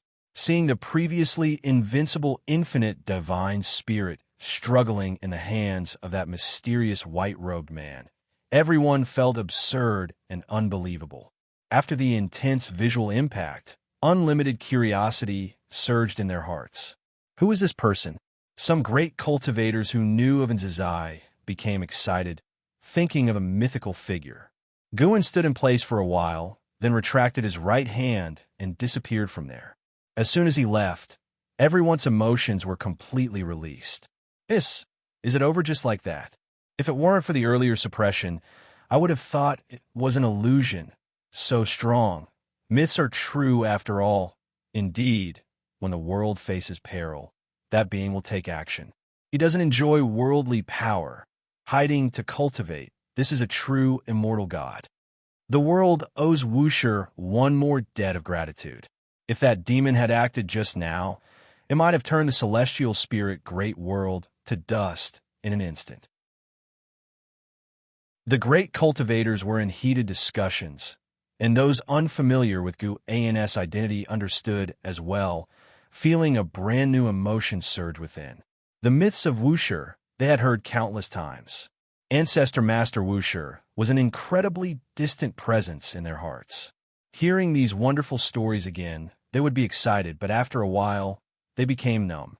Now, when people mention Ancestor Master Wuxia, their feelings did not change because they had never seen Ancestor Master Wuxia and did not know how strong he really was. Now, witnessing Ancestor Master Wuxia easily suppress the infinite divine spirit, they felt shock. After the shock came a long-lost sense of excitement, probably even worship. Zhuang Xian listened to the uproar from all directions and returned to clarity, turning to look at Lin Songhai. He saw Lin Songhai standing lifelessly on the ruins, immediately flashing beside him. "Hand over that demon artifact," Zhuang Xian said with a complicated expression, drawing a treasure sword from behind him. Lin Songhai, with a dull expression, raised his right arm. A black flag flew out of his sleeve, which Zhuang Xian caught. Zhuang Xian scanned the black flag with his divine sense, confirming that the souls were still inside, and breathed a sigh of relief. "We were once old acquaintances. Your mistakes cannot be forgiven. The Heavenly Spirit Tao Alliance won't let you go, nor will the aristocratic families and sects behind these souls. It'll end it personally for you to suffer less. I hope you won't walk this path again in your next life. Zhuang Xian spoke, raising the sword in hand, ready to slay Lin Songhai. Lin Songhai didn't raise his head or avoid it, his face full of desolation. Suddenly, a hand grabbed Zhuang Xian's wrist, making it impossible for him to bring the sword down. He turned to see it was Zizai who intervened. "Ancestor, what are you doing?" Zhuang Xian asked with a frown, and Zizai looked at him and said, "I want to take him back to Wushi." Zhuang Xian said in a deep voice, "If you take him back to Wushi, how will the world view our Wushi? If you find any errors, ads pop up, ads redirect, broken links, non-standard content, etc., please let us know report so we can fix it as soon as possible." Chapter 823. The so-called Eternity. Zhuang Xian and Zizai confronted each other. Such a scene had occurred many times over the years. This time, Zizai was not as angry. He was very calm. His misdeed is indeed serious, but his connection with the evil demon just now is worth exploring. Killing him outright would be too regrettable. Sir, the Novel Fire. Net website on Google to access chapters of novels early and in the highest quality. And Zizai spoke earnestly. Zhuang Xian listened, his brows furrowed, but did not relent. Zhuang Xian stared at Zizai and asked, "Ancestor, how do you intend to deal with him?" And Zizai's expression softened, and he said, "Killing him is easy. Correcting his mistakes is hard. He will face the punishment he deserves." Hearing this, Zhuang Xian hesitated for a moment before finally withdrawing his sword. And Zizai waved his sleeve, collecting Lin Songhai into its folds. Tai Immortal Monarch and the 72 Immortals of Jin Dong quietly departed, while other sects' great cultivators approached, hoping to converse with Zizai. Elsewhere, Guan had already returned to the Taoist field of the beginningless. He went to his usual secluded bamboo grove, sat on the steps in front of the pavilion, and turned his right hand upward, revealing the infinite divine spirit to the sunlight. At this moment, the infinite divine spirit was no longer struggling. It curled up as if in slumber. Guan began a soul search, using the infinite divine spirit to understand the eternal Tao extreme. When confronting Emperor Jiuyin before, Guan also tried a soul search, but as soon as he attempted, the eternal Tao extreme used destiny to annihilate Emperor Jiyin's soul. This time, Guan had broken through the Great Realm and reached the Perfection Realm as the Supreme Emperor of ultimate merging Tao. His strength had transformed profoundly. Before the soul search, he used his power of cause and effect to isolate himself. It wasn't just his power of cause and effect. The strength of the dojo was also present. Without any mishap, he forcibly penetrated the infinite divine spirit's soul, madly searching its memories, and many memories about the eternal Tao extreme flooded into his mind. After a few breaths, Guan had already captured all the memories of the infinite divine spirit. He clenched his right hand, scattering the infinite divine spirit's soul. However, this was not the real body of the infinite divine spirit. To be precise, the eternal Tao extreme's destiny could revive it. Through the infinite divine spirit's memory, Gu An's impression of the eternal Tao extreme deteriorated significantly. Unlike the dark heavenly court which was expelled, the eternal Tao extreme inherently did not belong to the heavenly Tao. They greedily sought to devour everything of the heavenly Tao. Most beings who joined the eternal Tao extreme ended up worse than death, with only a scant few capable of becoming eternal divine spirits. The gods of the eternal Tao extreme would refine the souls of heavenly Tao beings, merging them into their destiny, thus enhancing the resistance of the eternal Tao extreme destiny against the celestial Tao destiny. The eternal Tao extreme itself possessed countless gods, which were fundamental to their foundation. Long ago, the eternal Tao extreme invaded the heavenly Tao, where the celestial emperor's great might slayed most of them. Since then, they dared not attack the celestial court again, yet the celestial emperor's strength filled them with longing for the heavenly Tao. These eternal divine spirits seduced the beings of the heavenly Tao through the great Tao River. Their methods for Lin Songhai were relatively gentle, yet many were forcibly abducted like Lu Qiuxian. The infinite divine spirit slaughtered countless beings of the heavenly Tao, consuming their cultivation levels, seizing their destiny, and even refining their souls into eternal treasures. Lin Kanghai's capture of many celestial and earthly immortal souls was at its behest. Guan then took out the fate pen and infinite sword book. Holding the book in one hand and the pen in the other, he wrote the 4 characters of infinite divine spirit on the infinite sword book and then erased them with a stroke. 2 breaths later, you successfully seize the infinite divine spirit. Miaozhen Daluo Immortal Realm Perfection. 82,387,201,666. Gu An's lips curled upward, humming lightly. So-called eternity seems to be just a bluff. As long as there is lifespan, it is not eternal. The Fate Pen and the Infinite Sword Book are Gu An's life-bound magical treasures, refined through the way of cause and effect, strengthening as his cultivation grows, living and dying together. They represent the strongest power of the Supreme Emperor of Ultimate Merging Tao, so much so that even the destiny of the Eternal Tao Extreme cannot completely isolate them, crossing countless light years and planes to slay enemies outside the Great Tao. After completing all this, Guan put the 2 life-bound magical treasures into his body, then lay on the steps to start nap. During his nap, he used his own Tao intent to create an illusory scene of the Eternal Tao Extreme, immersively experiencing the Eternal Tao Extreme. From the current information, the Eternal Tao Extreme might not be stronger than the Dark Heavenly Court, only that their destiny is more ancient. Of course, most importantly, neither force is comparable to the Celestial Court, allowing Gu and to continue living under the Celestial Court's protection. It's worth mentioning that the Eternal Tao Extreme and Dark Heavenly Court are also in hostile relations. The Eternal Tao Extreme once attempted to devour the Dark Heavenly Court, but failed, leaving an irreconcilable hatred between the two.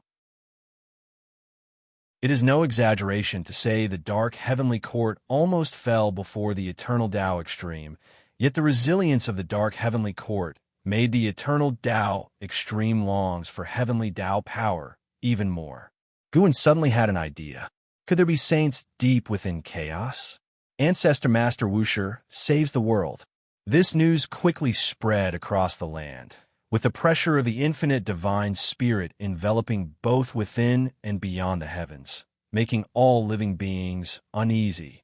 Although the infinite divine spirit was never seen in person, the fear was real.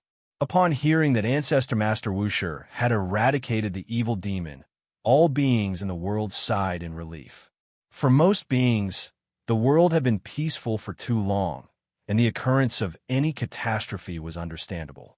This event also unearthed many myths about Wuxia, with more and more cultivators wanting to join the Wuxia sect. Heavenly Spirit Tao Alliance, Su Mansion. In a courtyard, young Su Han wielded his sword, condensing sword intent, while glancing at Zhen Qin meditating atop the courtyard wall. Zhen Qin wore a hooded purple robe, appearing mysterious. The half of her face exposed was fair and her lips like flowers, evoking fantasies. Master, have you heard of Wuxia? No, have you been there? Su Han asked, his face full of curiosity. From early morning, the mansion was filled with rumors about Wuxia. After inquiring, he felt his blood boil. It was the first time he learned that such immortals existed in the world, and such a holy land secretly protected all living beings. This is truly the people of immortal cultivation. Zhen Qin calmly replied, Heard of it, never been. Master, how do you view Ancestor Master Wuxia? Do you think those rumors are true? Su Han pursued. He held great respect for Zhen Qin, and his grandfather also respected her, making him ever curious about Zhen Qin's origins.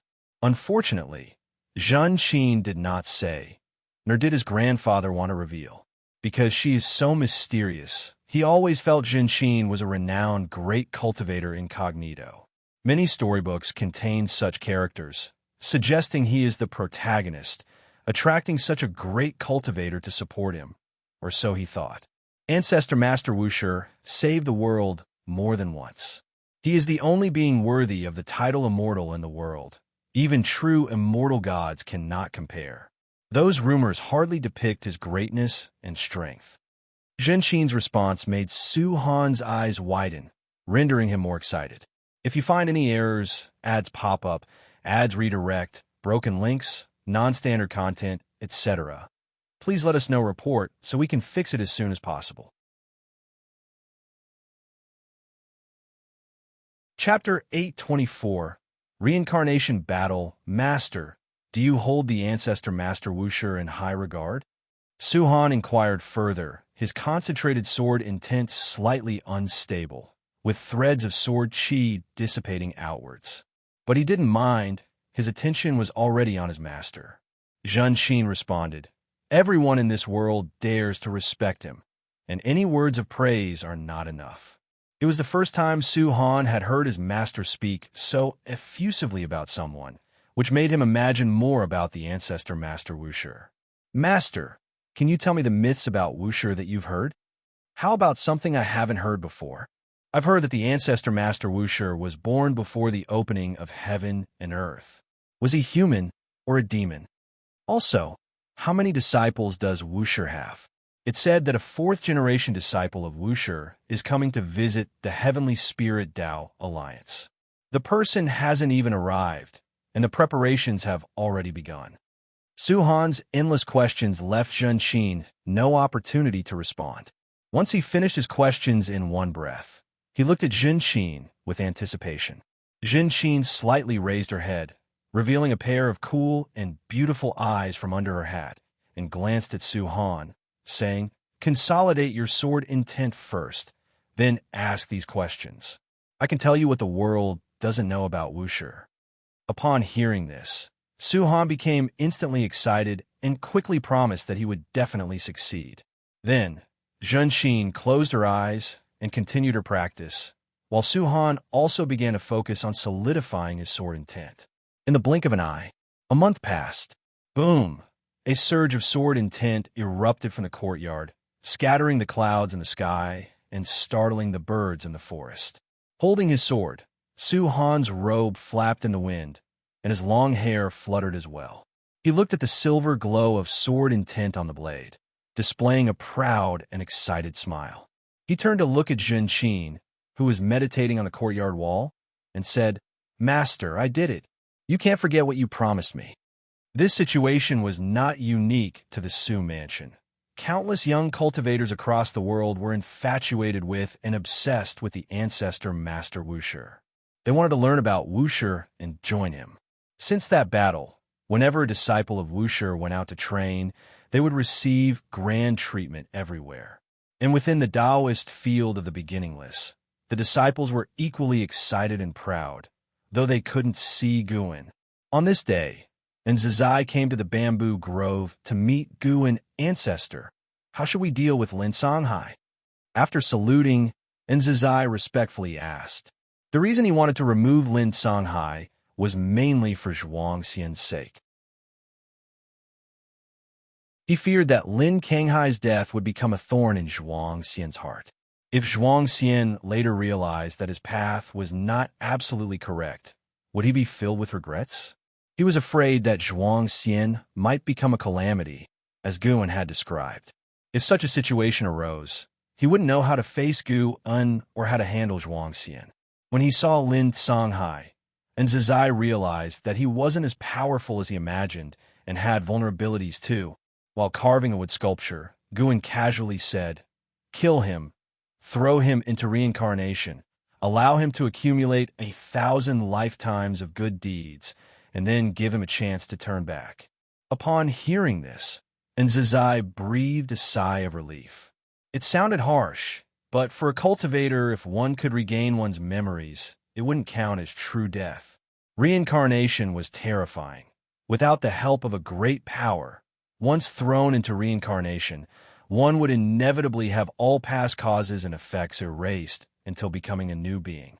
From a worldly perspective, dying in this life would end the causes and effects of this life.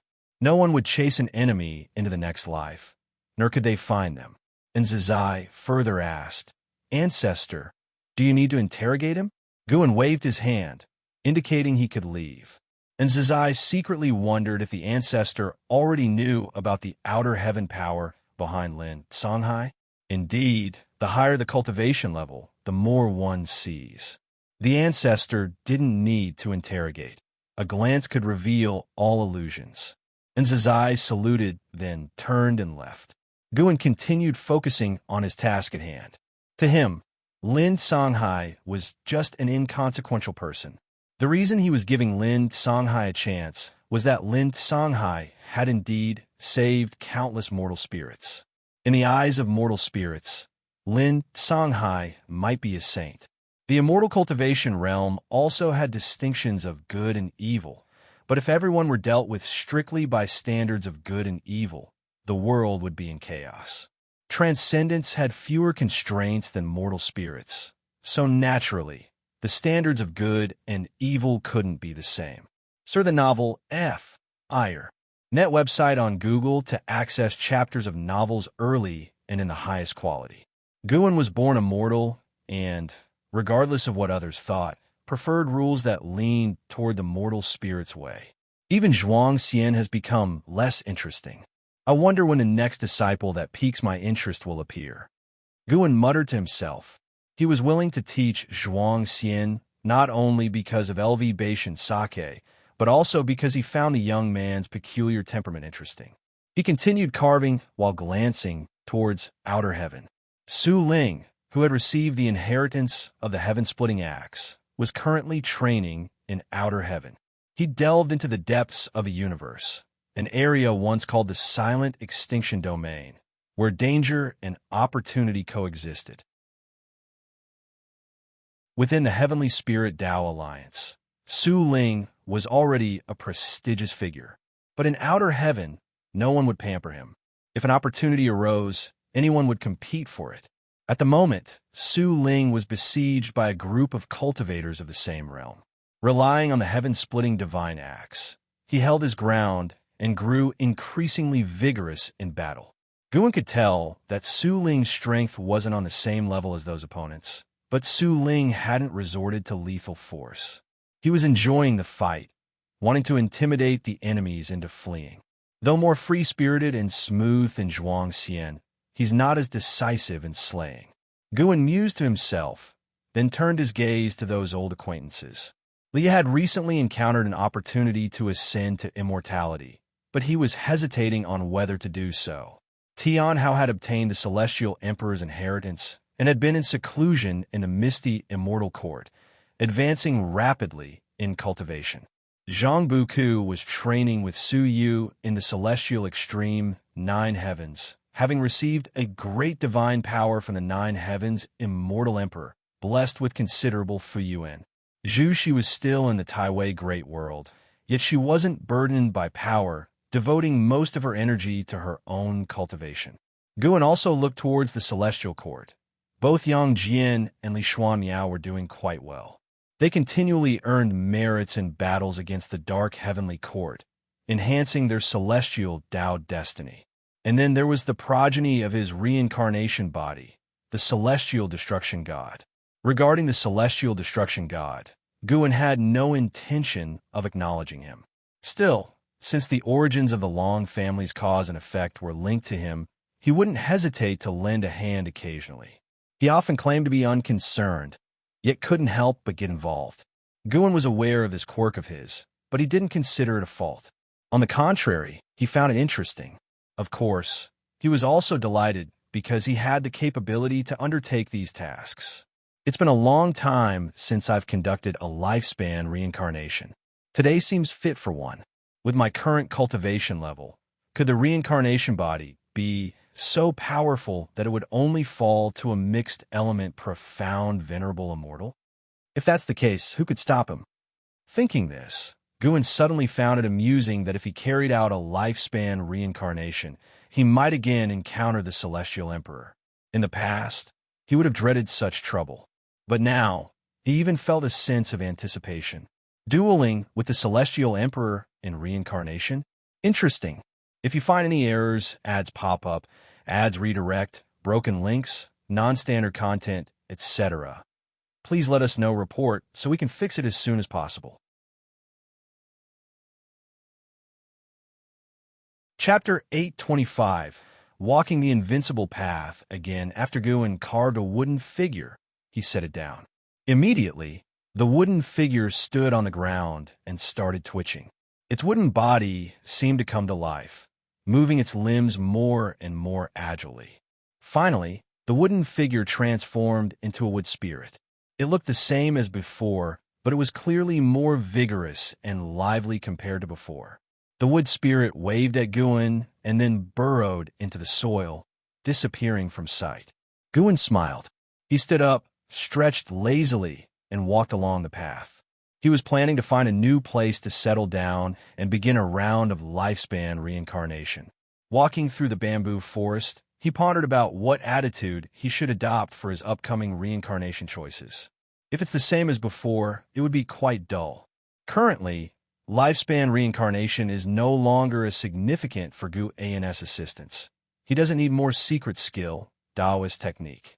For him, this function is more of an immersive experience, more real than lifespan projection, akin to truly experiencing reincarnation. Let him personally enter reincarnation and disappear for many years. He wouldn't feel at ease concerning reality. But lifespan reincarnation is different. He can experience a lengthy life within just 1 or 2 hours. After leaving the bamboo forest, Guin walked ahead as he always did, appreciating his dojo. The disciples he encountered kept their distance and respectfully saluted, not daring to approach or disturb. Within the Taoist field of the beginningless, the ancestors' dominance remained high. Even though Guin wore a smile, the disciples still felt immense pressure since their master and ancestor had instructed them not to show any disrespect before the ancestor. While observing the scenery along the way, Guin once again peered into the future of the beginningless. The future of anything contains numerous possibilities. The stronger the forces involved, the more extensive the cause and effect, leading to countless potential futures. With numerous disciples mastering vast powers, the future of the beginningless naturally becomes multifaceted, possibly different each day. For cultivators like Guin, no matter how varied the changes are, he viewed them without fear that the beginningless future might alter, but merely to see in which direction it might change. The destiny changes in the beginningless allowed Guin to see in Zizai's efforts, and Zizai was worried that the beginningless might encounter troubles, becoming stricter with the disciples. Guin was neither opposed to nor supportive of Zizai's efforts. He simply watched quietly, and Zizai's efforts influenced the fate of the beginningless, which served as a microcosm. All beings in the world continuously exert influence upon each existence. This calm progression took an hour until Guin reached a lakeside, where he sat in his usual spot on an old wooden chair used for fishing, silently performing lifespan reincarnation.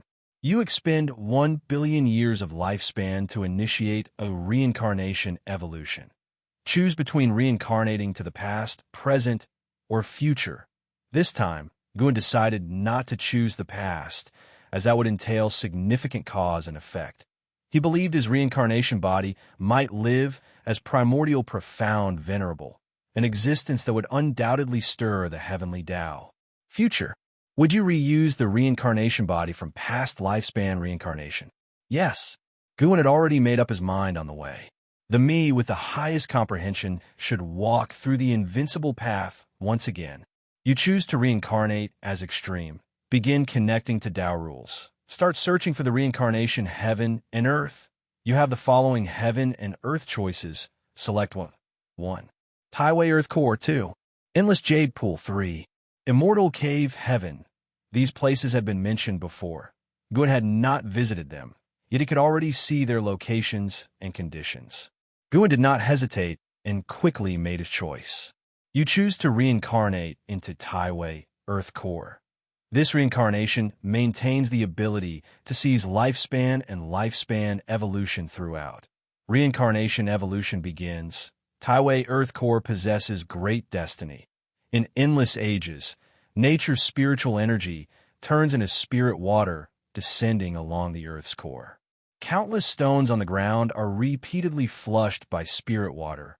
Only one stone persists, eventually developing spiritual intelligence. In the first year, you become a spirit stone of the Taiwei Earth Core.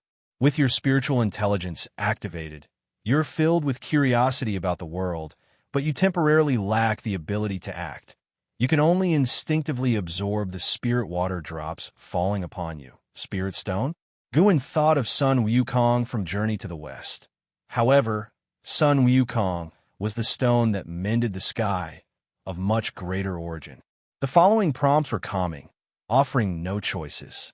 At age 507, a female immortal flew from the horizon, landed beside you, and examined you curiously.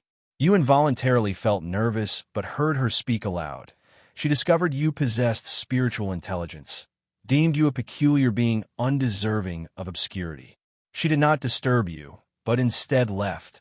At age 508, the female immortal returned with a group of human race cultivators, instructing them to guard your growth.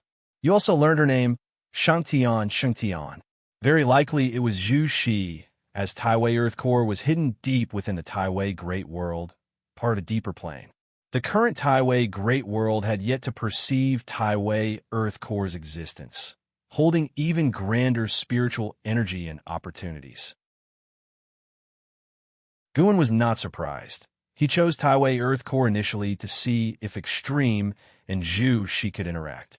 At age 9,999, you felt your power on the verge of exploding, entering a profound mystery state to perceive extreme Dao combat technique, condensing extreme Dao fruit, eventually shattering the spirit stone and transforming into a human form, astonishing the holy court cultivators guarding around you.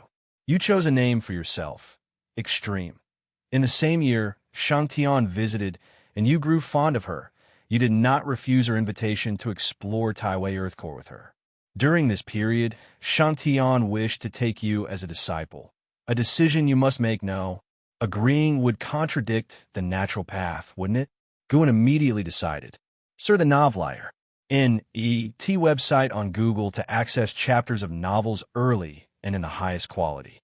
You rejected Shengxin's offer of discipleship. Although Shangtian felt regret, she was not upset. She insisted on imparting you the cultivation method, but was astonished by your display of extreme Dao combat technique. In the following cues, Shangtian guided Extreme through Taiwei Earth Core, visiting numerous ancient dojos and ruins, during which Extreme continuously showcased cultivation talent and comprehension, astonishing Shangtian multiple times.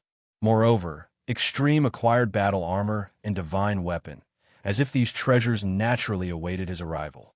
Years later, Extreme followed Shangtian to the Taiwei Great World, entering seclusion for cultivation within the Holy Court.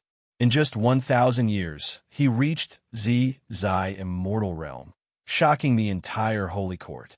As a result, Shangtian proclaimed to the world, appointing Extreme as the Holy Court's heavenly strategy war god, declaring him a supreme treasure bestowed upon Taiwei Great World by the heavens.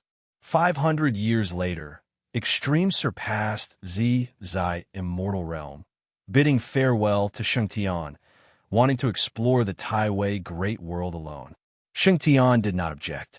Within the Taiwei Great World, the Holy Court held absolute dominion. Extreme encountered someone in distress and decided to help. Consequently, the harasser wouldn't relent and was ultimately killed by Extreme, leading him to discover his lifespan evolution ability. If you find any errors, ads pop up, ads redirect, broken links, non-standard content, etc., please let us know report so we can fix it as soon as possible. Chapter 826. Time-space technique. GIS experiences in the Taiwei Great World were quite diverse, with various enmities frequently arising. Some admired him, but strangely, when faced with women's confessions, he didn't even give Guan a chance to choose, directly rejecting them, while hesitating over matters like killing, accepting a mentor, or pleading for others. Aside from emotions, Guan had no choice in Jai's other affairs, which made his experience rather enjoyable. For now, Jai's personality wasn't considered gloomy. He bore no grudges and would make many friends. Even just reading about him, Guan could imagine the image of a heroic prodigy full of pride and ambition. Moreover, Jai's actions were upright and forthright, succumbing to flexibility rather than force. The more enemies he had, the more excited he became. If enemies pleaded with him, he would hesitate. There were also a few times when Ji hesitated and was attacked by enemies, but he never took it as a lesson. Even if he was ambushed, he could teach his enemies a painful lesson. Sar the Novel Fire. Net website on Google to access chapters of novels early and in the highest quality. By the time Ji reached 100,000 years old, he had already attained the realm of heaven-encompassing free immortal, becoming the undisputed foremost prodigy of the Taiwei Great World. Ultimately, Ji left the Taiwei Great World, setting out alone to explore the outer heaven. It was the inevitable path to attaining the Tao, and Shengtian did not stop him, even looking forward to it. It seemed Shengtian regarded Ji as a potential successor, pinning high hopes on him. After leaving the Taiwei Great World, Ji first arrived at the path of the Great Tao. Upon arrival, he encountered the Taoist emperor, who was of the same realm. Ji directly invited him to a duel and eventually defeated him, helping him heal before moving on. Guan felt that Ji's cultivation speed was swift, but Ji hadn't used his lifespan to evolve his capabilities. He had killed too few enemies. Ji bore no attachments and did not hide his cultivation level, so few dared to scheme against him. Most battles arose from treasure disputes, never reaching the point of a killing blow. Until Ji was 150,023 years old, Guan raised an eyebrow. At 150,023 years old, you encountered a great battle where hundreds of cultivators besieged a single person. Among them were Taoist emperors and primordial Tao emperors. Seeing that they were all of the same realm, you took interest and began to watch. Ultimately, you witnessed that person repel hundreds of enemies, recognizing them as the strongest person you've ever met of the same realm. You went forward to invite a duel and gave them time to restore mana and heal. Could this person be the reincarnation of the Celestial Emperor? Guxuan, you could fight the Celestial Emperor to a standstill. Of course, before the final battle, the Celestial Emperor likely held something back, so in Guan's eyes, Guxuan Yu's combat talent was not as strong as Jis. Among all Guan's reincarnation bodies, Jis' combat talent was the strongest. Not only could he sweep through those of the same realm, but he could also fight those of higher realms.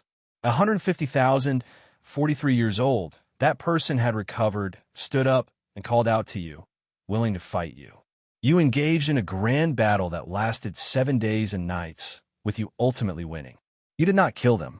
You put away your divine weapon, praised that they were the most powerful opponent you've encountered, but the other was in a daze and did not respond.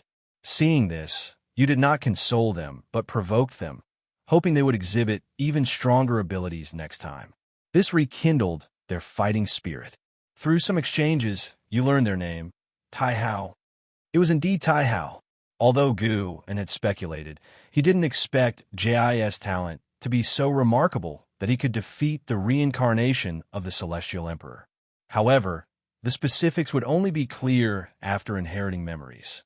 What if this Tai Hao hadn't inherited the Celestial Emperor's techniques, making their strength inferior to the Tai Hao that Guxuan Yu encountered? After this battle, they agreed to meet again in 1,000,000 years. Ji continued to travel alone. Through countless battles, Jis' reputation continued to rise.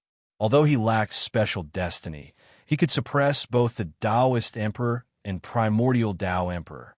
His talent was so impressive that major powers began to court him, But Guin rejected them all. The more rejections there were, the more trouble arose. Ji faced an assault from an emperor clan of the primordial emperor domain, with an innate golden immortal leading them. Even so, he managed to escape unscathed. The good times didn't last. The heaven-balancing golden immortal from that emperor clan made a move. Ji fought with all his might. On the brink of death, he unleashed the extreme Dao combat technique, severely injuring the heaven-balancing golden immortal. Taking advantage of their shock, he escaped into the great Dao River, narrowly avoiding disaster. Daring. Quite the ferocity. In Gu An's view, it was impossible for a heaven-encompassing free immortal to defeat an innate golden immortal, let alone injure a heaven-balancing golden immortal. It was simply illogical. But the injuries from this battle were severe as well. Ji recuperated in the great Dao River for 10,000 years before barely managing to eliminate the leftover mana of the heaven-balancing golden immortal, enhancing his physique. Though he recovered, Ji was lost. He couldn't find a way out within the great Dao River. At 18,372 years old, you encountered someone in the River of Destiny. Observing their extraordinary bearing, you challenged them to a duel. However, due to a large difference in Dao practice, you ended up defeated. The other party admired you and decided to teach you a divine skill. You learned the time-space technique. When you asked for their name, wanting to thank them, they left only their name before departing. You committed Liu Qixian's name to memory. Might this youngster have noticed something?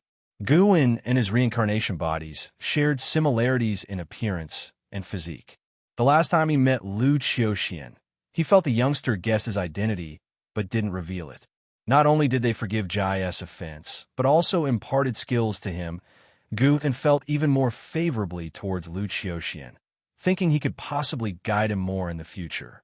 In the years that followed, Ji began to rigorously practice the time-space technique. As Liu Qixian had said, this divine skill was his only chance to escape. A century later, Ji mastered the time-space technique. When he first wielded it, he shifted to a mysterious dimension. Upon investigation, he discovered he had arrived in the primordial emperor domain.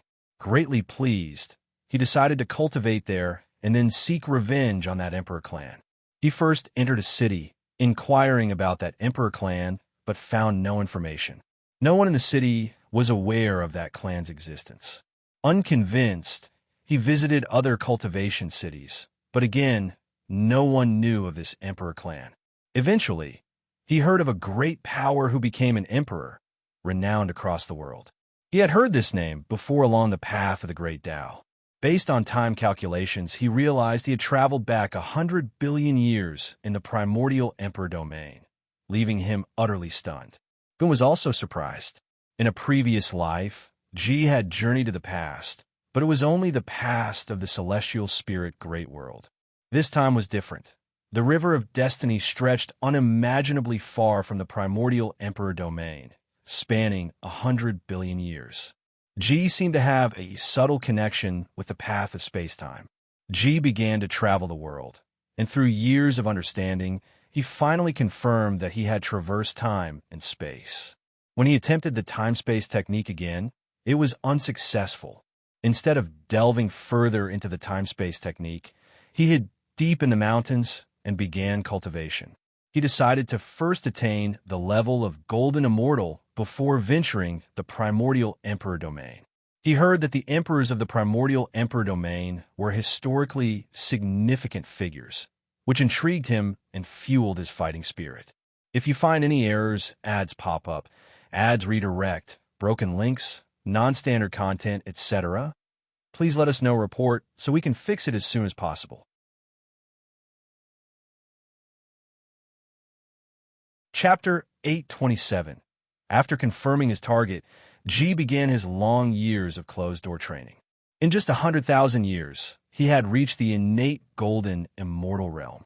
The crossing the tribulation was earth-shattering, attracting many great powers to come and watch.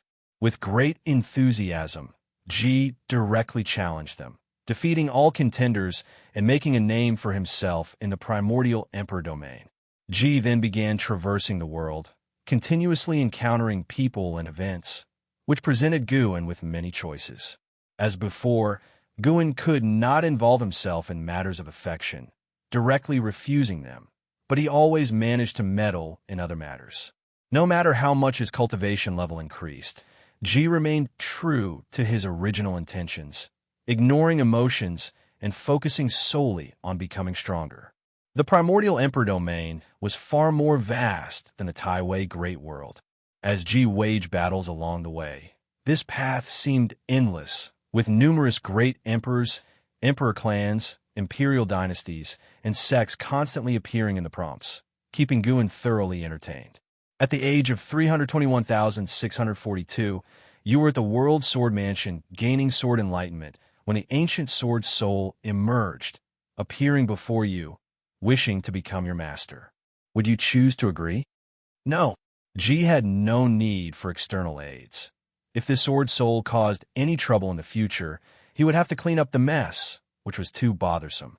Guin hoped G could maintain his unattached state so that he could focus solely on becoming stronger. After rejecting the ancient sword soul, G still encountered troubles as the World Sword Mansion tried to forcibly retain him, resulting in unpleasantness and a fierce battle where he relied on his formidable strength to break through the encirclement. After leaving the World Sword Mansion, G did not linger. He found a way to become stronger through battles, and even without frequently killing enemies, his cultivation level was rapidly growing. 1,000,000 years later, G stepped into the heaven-balancing golden immortal realm, becoming an unparalleled powerhouse whose fame was unmatched. Later, G encountered a person who was the founder of the Emperor clan he sought revenge against, but he was still too young. Seeing him kneeling before him, begging for mercy, G hesitated whether to let him go. Guin made the decision for him, letting him go. The invincible should not fear the birth of new enemies, and besides, changing the past related to oneself risks karma retribution. G spared the primordial ancestor of the Emperor clan, and he had no further regrets about the primordial Emperor domain. After staying in this realm for millions of years, sweeping through the strong, undefeated, he was content, and he used the time-space technique to leave. Upon returning to the River of Destiny, G was still unable to escape its bounds. There was a powerful force in the dark that restricted him, but he was not discouraged, as it was this force that helped him evade the death calamity. What he needed to do was forge a path to life himself. He used the time-space technique again, arriving in another great world, which was unfamiliar to him. He was uncertain if he had returned to his timeline, but he did not care and resumed his path of battle, seeking strong adversaries, challenging them, achieving victory, repeating the cycle. Just like before, initially he caused much trouble, but as he defeated more opponents and never killed those without grievances, the beings of this great world began to admire him. Guin continuously faced choices, the process being very relaxed. Since achieving the golden immortal realm, G had never been embarrassed, defeating whoever he fought against. No matter how many enemies came, he could repel them. Indeed, it was defeating, not retreating. Guin could distinctly feel a forward momentum emerging from G, something that past reincarnation bodies like Yang Xian, Long Zhan, and Guxuan lacked. After sweeping the world, G used the time-space technique once more. Unable to leave the River of Destiny, he continued to use the time-space technique. Wherever he went, he would conquer, and only leave when he had no battles left to fight. After sweeping through the 5 directions plane and great worlds, G achieved the Tai-Ching golden immortal realm. After 30 applications of the time-space technique, G attained the heaven-opening Daluo immortal realm. Finally, he could break free from the constraints of the River of Destiny, returning to the path of the great Tao, and then he encountered Tai Hao. At the age of 2,379,662, you met Tai Hao, an old opponent. Tai Hao challenged you, and you sensed a strong temporal cause and effect in Tai Hao, realizing he might have experiences similar to yours. Tai Hao was also in the heaven-opening Daluo immortal realm, and you gladly accepted the challenge, commencing a prolonged battle.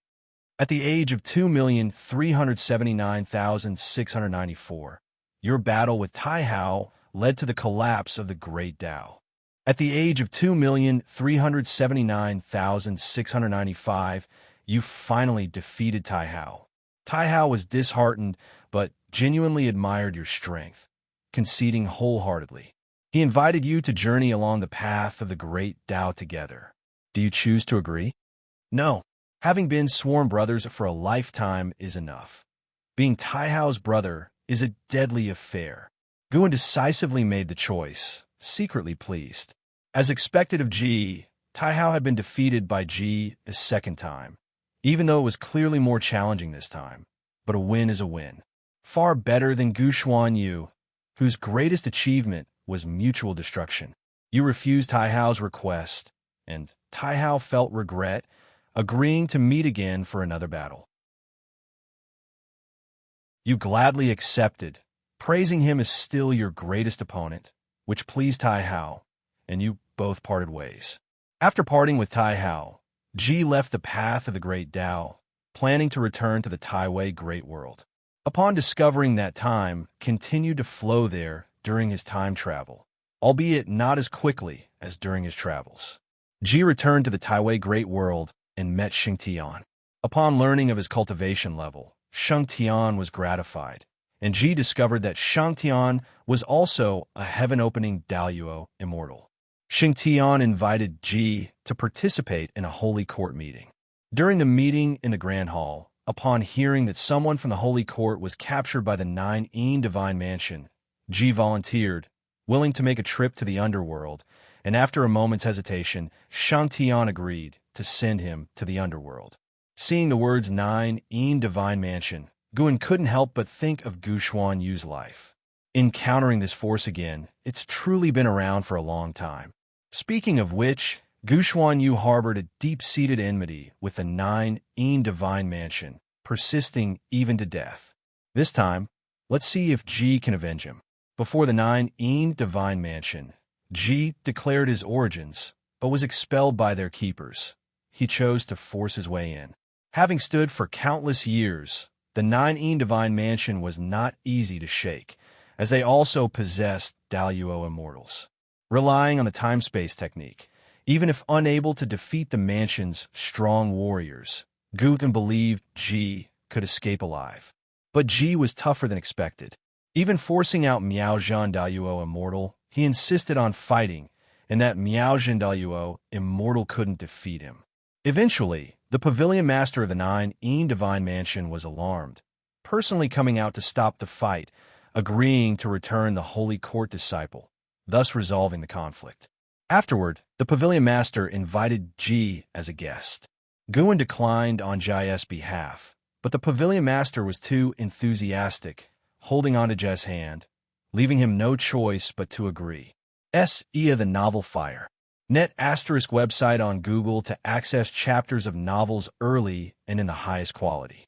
The Pavilion Master hosted a grand banquet, gathering many great powers of the Nine Yin Divine Mansion to introduce Ji, praising him as possessing the potential to transcend and offering his daughter in marriage to Ji. Without waiting for Gu An's choice, Ji directly refused. If you find any errors, ads pop up, ads redirect, broken links, non-standard content, etc., please let us know report so we can fix it as soon as possible.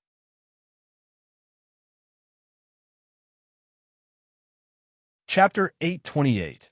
Breaking through the celestial court, the gentle breeze blew from the lake, causing Gu N's black hair to sway. He watched as Ji emerged from the Nine Yin Divine Mansion, a smile naturally appearing on his face. The Pavilion Master truly harbored ill intentions. After being rejected by Ji, he immediately ordered an assault on him. The so-called Grand Feast was actually a hidden trap. Unfortunately, despite all his scheming, the Pavilion Master couldn't keep Ji there. Ji not only escaped unharmed, but also rescued the disciple of the Holy Court. Upon returning to Sheng Tian, Ji's performance greatly satisfied Sheng Tian, who directly appointed him as the Holy Court's undefeated war god. allowing him to enjoy the Holy Court's destiny perpetually. In the same year, Shantian bestowed upon Ji an opportunity to ascend to immortality, causing Ji to hesitate. Guan declined on his behalf. The celestial court was filled with celestial Tao destiny, and the heavenly Tao was one with the celestial emperor. Guan didn't want him to be seen through by the celestial emperor. Xingtian felt regret over Jia's rejection, but didn't force the matter. Less than a century after staying in the Holy Court, Ji couldn't suppress his battle intent. He bid farewell to Xingtian and embarked on the path of conquest again. He began to travel across the 3,000 great worlds, occasionally using the time-space technique to traverse the past and future. After leaving legends in the 3,000 great worlds, Ji ventured into various major domains. The Endless Tao Mountain, Immortal Cave Heaven, Misty Immortal Court, Ling Mountain, Golden Immortal Ancestor Tree, Taiching Deep Realm, Netherworld Deep Sea, and other places previously mentioned in the lifespan breakthrough hints appeared before Gu, and notably, Ji encountered the Celestial Buddha at Ling Mountain. The Celestial Buddha seemed to have something to say to him, but hesitated.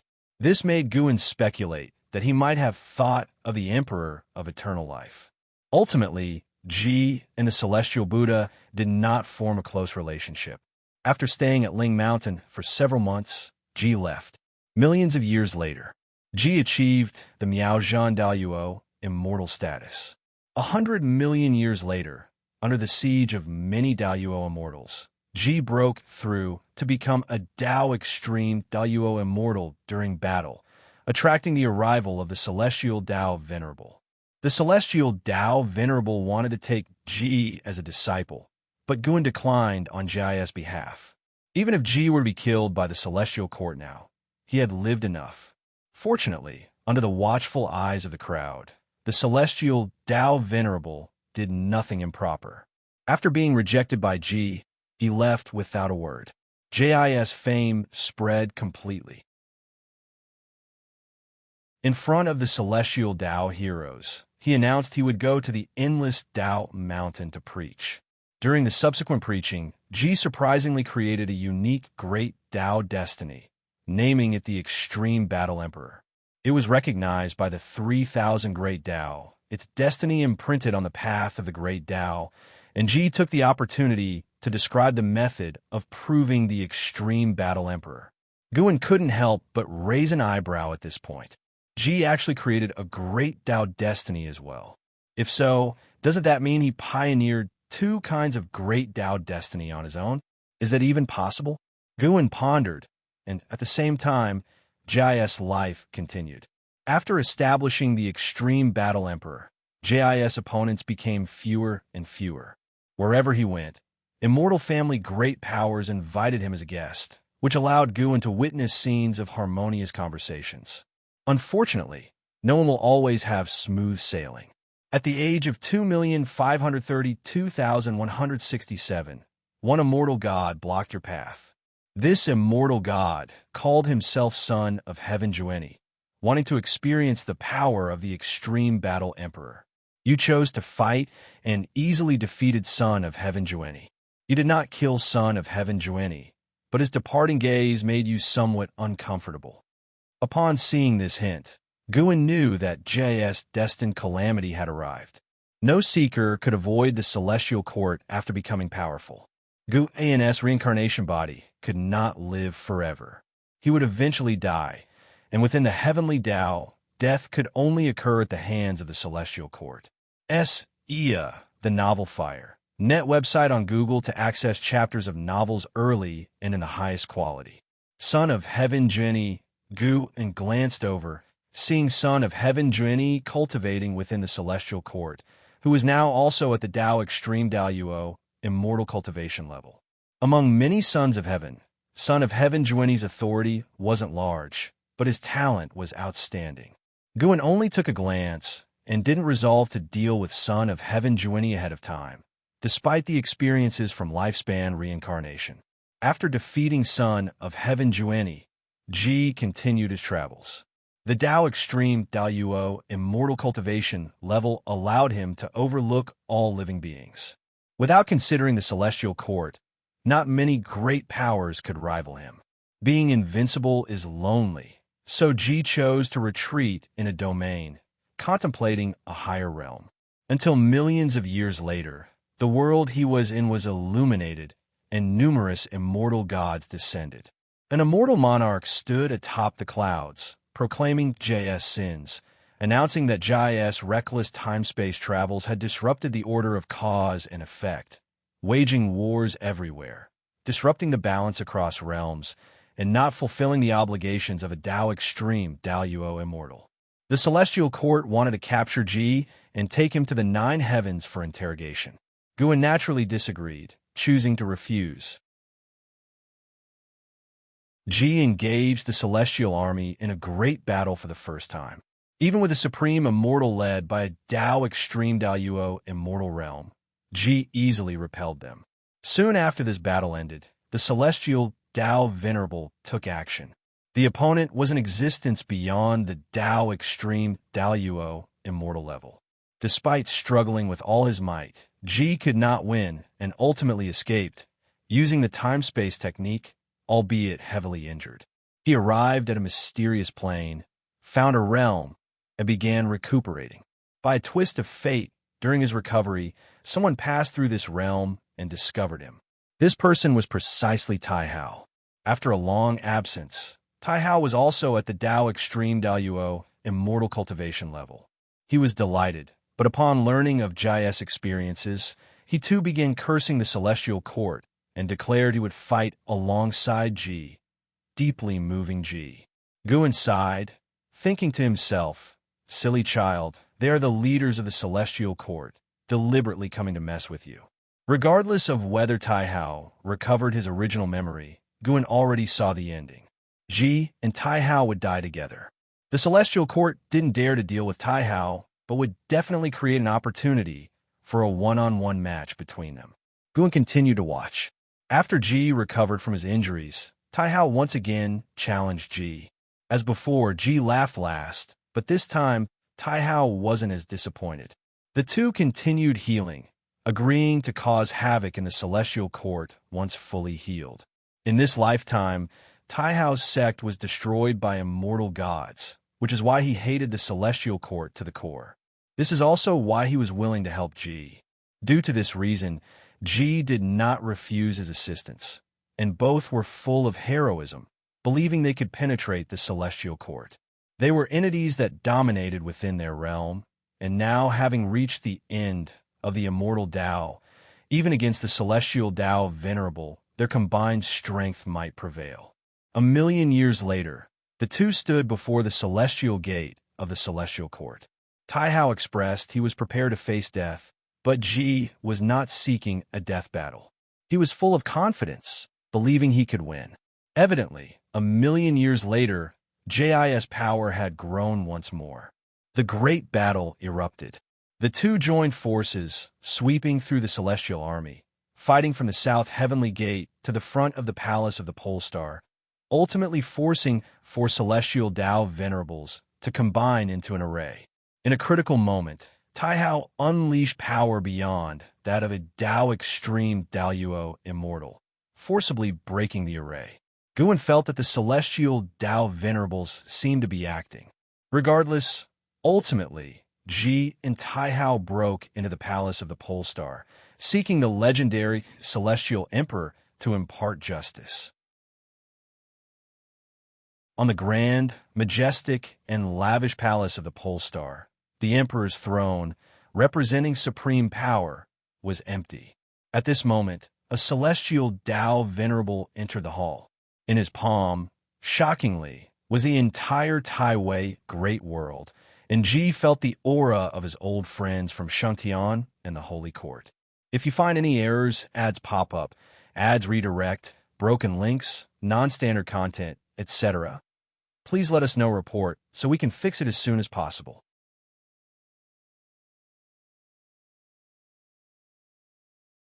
Chapter 829. Gu Ans pursued. Seeing the Holy Court captured, Guan saw the outcome. But ending life with this result isn't too bad. At least this lifetime has been exciting enough.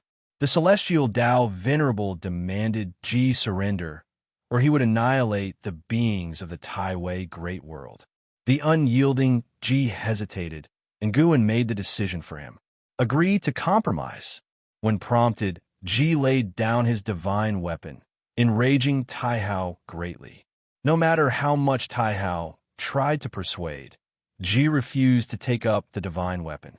Taihao declared their brotherhood severed, then went out to fight alone, leaving Ji surrounded by immortal gods. The Celestial Emperor truly knows how to play. Guan felt Ji must be extremely upset. Ji never thought Taihao was the Celestial Emperor all along.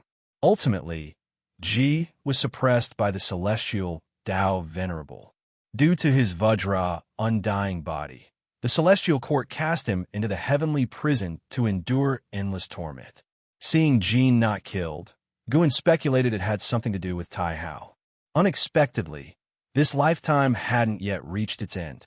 Guan continued to watch. Perhaps like Gu Xuanyu, Ji would escape the heavenly prison and cause havoc in the Celestial Court once more. During those years of suppression, Ji began comprehending the extreme Tao combat technique.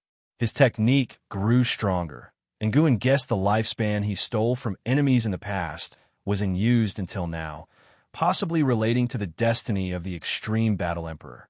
Regardless of the reason, after enduring suppression for 100 billion years, Ji forcibly broke through the Great Realm, reaching the Xianqi primordial immortal stage. A terrifying celestial tribulation shattered the prison restrictions, allowing him to escape. Pent up for 100 billion years, his combat intent soared, astonishing the heavens and gods alike, causing cosmic phenomena across the 3,000 great worlds, Great Tao Domain, and the underworld. Ji then displayed his expertise, battling while crossing the tribulation, using heavenly thunder to fight. Under normal circumstances, one should not be disturbed during the tribulation.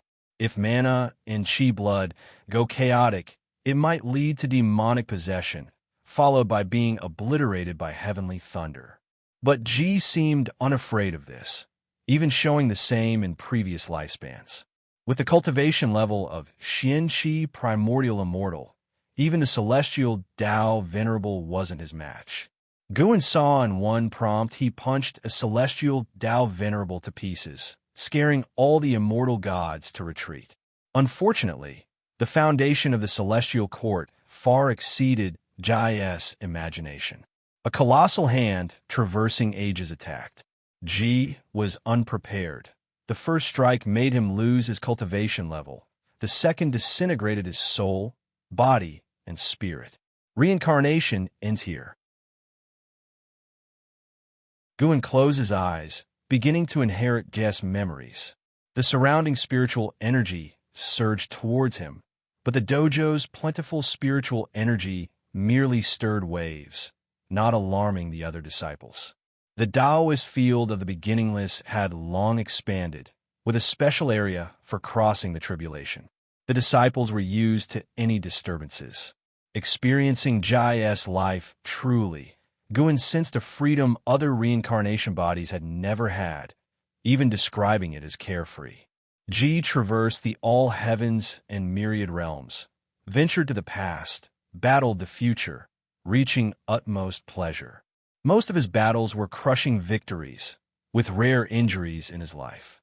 This was the longest reincarnation Guan had experienced, unlike other reincarnation bodies who loved to cultivate in seclusion. Ji's life, always on the move, was far richer than others. The Taihao encountered in this life wasn't much weaker than the one Gu Xuanyu met. While causing havoc in the Celestial Court, this Taihao displayed extremely fearsome power, even alarming Songtian. Songtian, the will of the heavenly Tao, Guan had heard of before, but felt its power for the first time. That power belonged to the Supreme Emperor of Ultimate Merging Tao. Guan could confirm Songtian was the Tongxian venerable spirit of the Celestial Emperor. Yet Songtian appeared and vanished quickly, not affecting the battle, leaving a deep impression on Ji. Once the memory inheritance was complete, Guin opened his eyes, his gaze not so complex. After experiencing Jis life, he had no regrets. Even dying in battle felt exhilarating.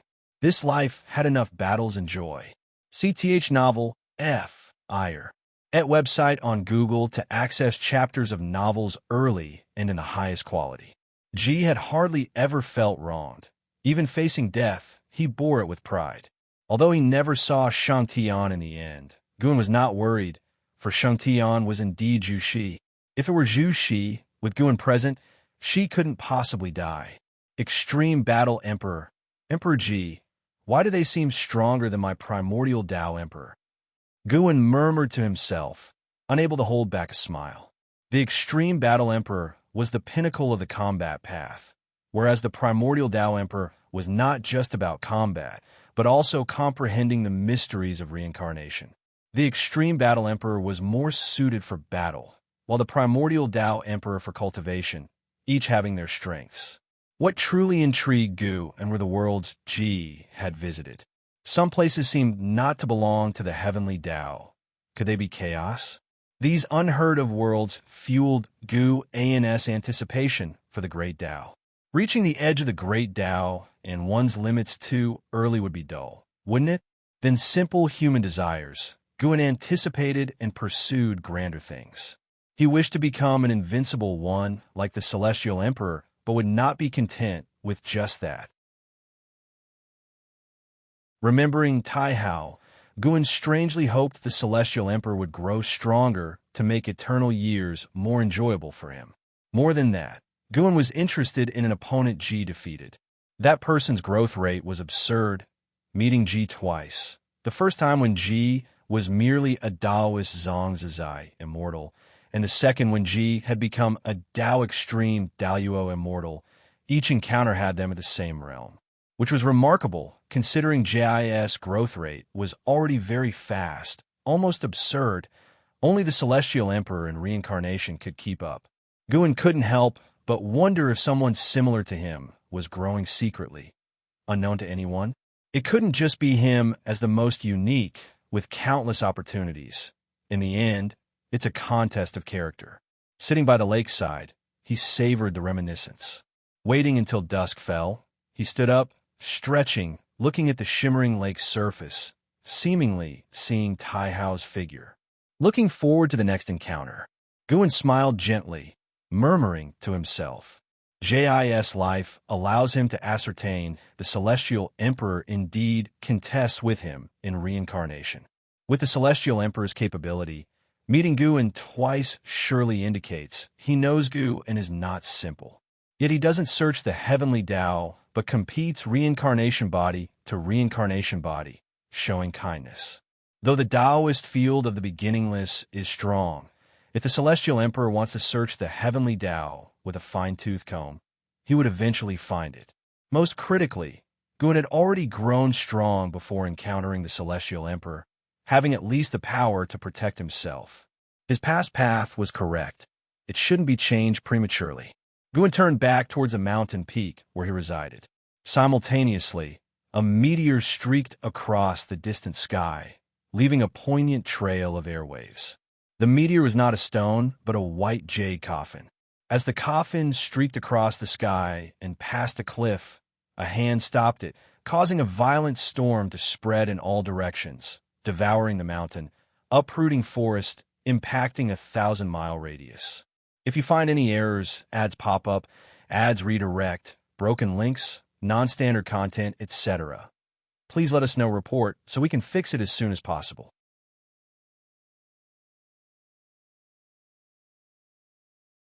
Chapter 830. The white jade coffin hung precariously above the cliff, held back by a man in white robes. His long white hair danced in the breeze, his face handsome, and an arrogance between his brows that could not be concealed. It was none other than son of Heaven Ji Yen.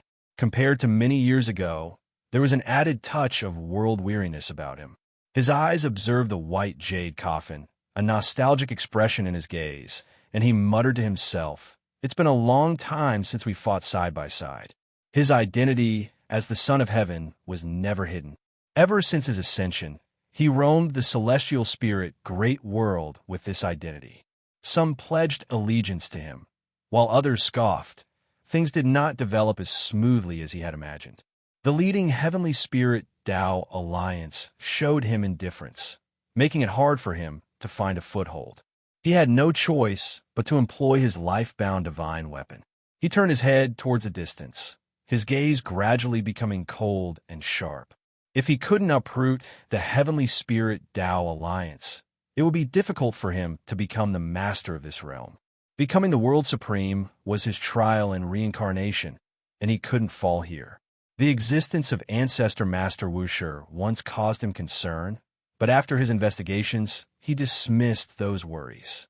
As long as he did not harm the masses, Ancestor Master Wuxia would not intervene. Furthermore, he had visited the immortal gods who remained in this realm. He had a vague guess, but did not reveal it. He only needed to focus on his tribulation. With that thought, he vanished with the white jade coffin from the precipice. Time continued to flow, never pausing for anyone. Millions of years passed in a blink. The dark heavenly court was eventually repelled by the celestial court, and the celestial Tao destiny of the 3,000 great worlds began to rise. More opportunities to ascend to immortality appeared in the human world. The celestial spirit great world was no exception, and one individual gained an opportunity for immortality, ascending in broad daylight, renowned throughout the lands. The desire to become immortal planted a seed deep in the hearts of all beings, making it even harder for Son of Heaven Jiyan to act, as the awe people held for this Son of Heaven was waning.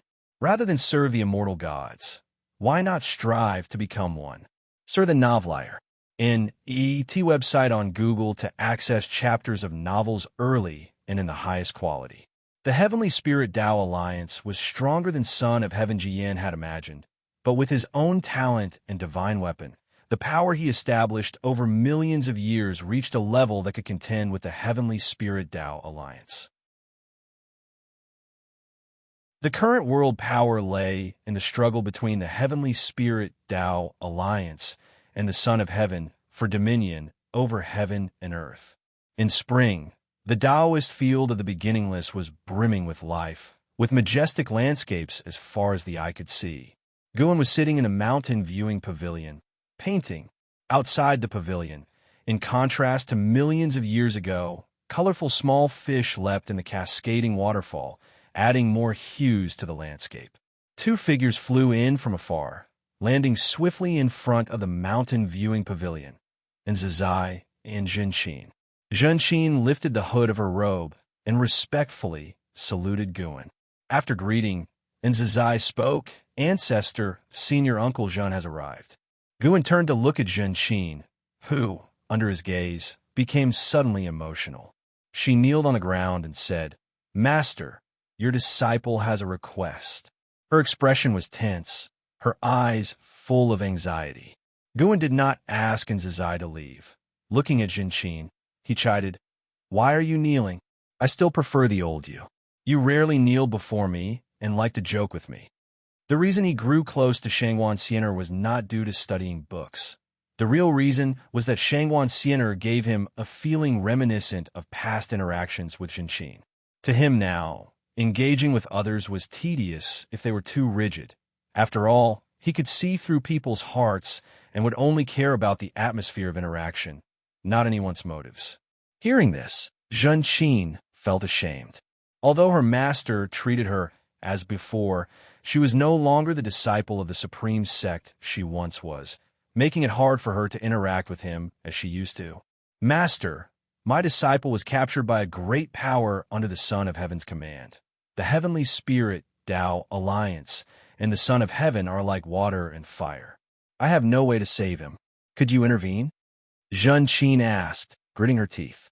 Guan shook his head and said, "How can I stick my neck out for such matters? Your junior uncle will help you.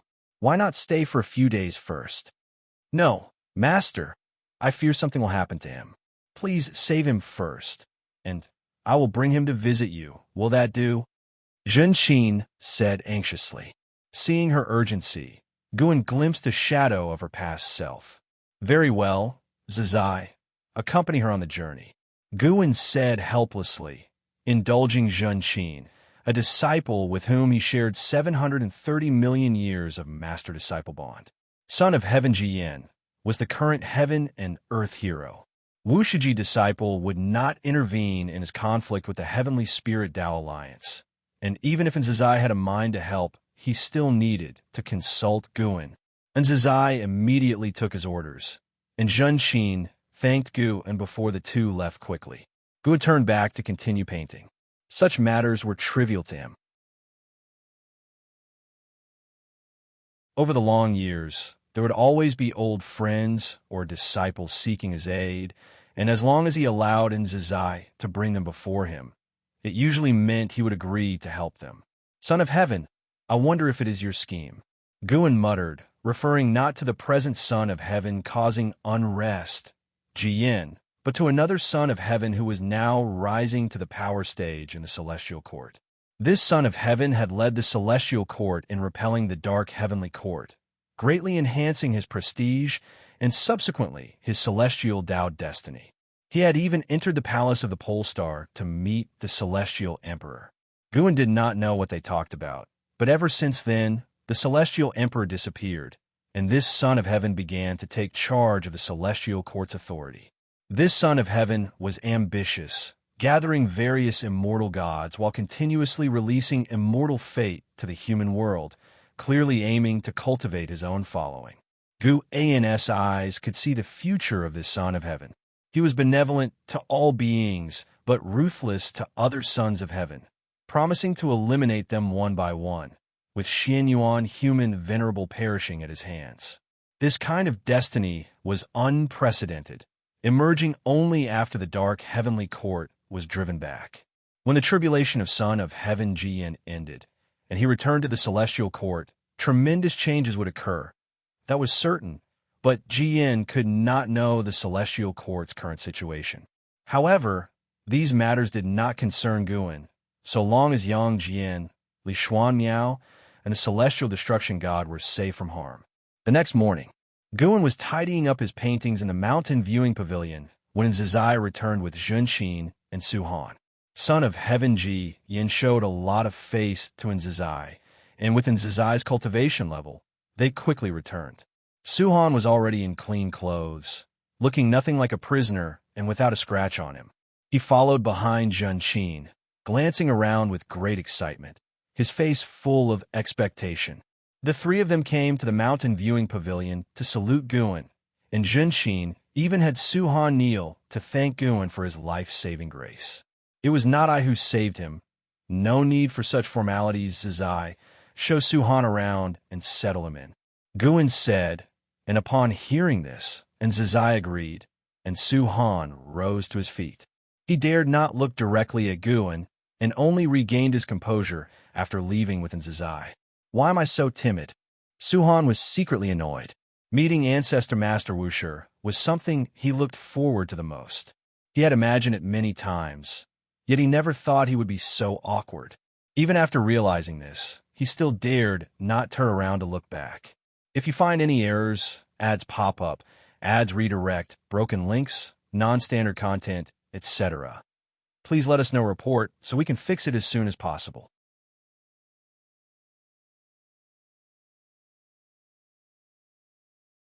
Chapter 831. The aspiration to ascend to immortality. Zhenqin looked at Gu and standing in the pavilion, her emotions stirring, with countless words stuck in her throat, unable to express them. Guan walked out of the mountain viewing pavilion, following the mountain path, and Zhenqin hurriedly caught up. Your disciple has already been saved. You should also relax. Rarely coming to the beginningless, why not enjoy the scenery along the way? Guan walked ahead, speaking softly, his tone very gentle, like a spring breeze entering Zhenqin's heart, swiftly calming her. Tell me about your experiences over the years. Upon hearing her master's words, Zhenqin immediately began organizing her thoughts.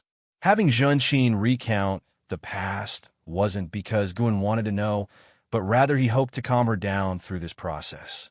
Although Zhenqin posed as a sage, silent and taciturn around Suhan, Guan could hear her heart's voice, knowing she hadn't changed fundamentally, still lively, now preferring to keep words in her heart.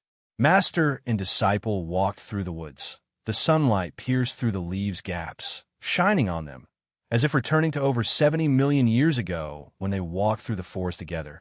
Though back then Guan did not have such an ethereal quality, and Jinqin appeared more lively, like a spirited young girl. The Taoist field of the beginningless is vast. This was Jinqin's impression. Nowadays, she had the cultivation of Taoist Zhang Zizai, Immortal, but few places felt large to her, yet the beginningless did. Her past was bland, especially after meeting Suhan, mostly staying beside him for cultivation. Master, do you remember seeing your Uncle Wuxin? After sharing her own story, Jinqin suddenly asked. Guan didn't halt his steps, moving forward while responding. Of course, I remember. How's he now? Still alive? Yes, he's still alive. He's doing well. He founded the Buddhist sect. I saw him 30 million years ago. He seemed completely different, as if transcending worldly concerns, without joy or sorrow, speaking only profound truths. Jinqin reminisced about her meeting with Wuxin, filled with emotion. Guan also recalled the younger junior brother of old. If not for Wuxin teaching him the Taoist expansion skill, he wouldn't have created the innate reincarnation skill, which was the divine skill allowing people to survive in the early days. In fact, Wuxin living to today was secretly supported by Guan all along. Anyone surviving over 70 million years was either one of Guan's old acquaintances or the most talented cultivators in the world back then. Millions of years ago, many cultivators would return to dust, as everyone had their fate. With Guan occasionally joining in, Jinqin gradually opened up, expressing more emotion in her tone. Meanwhile, Suhan followed and Zizai exploring the Taoist field of the beginningless, visiting places mostly where Wushiji disciples gathered, as this journey opened his eyes.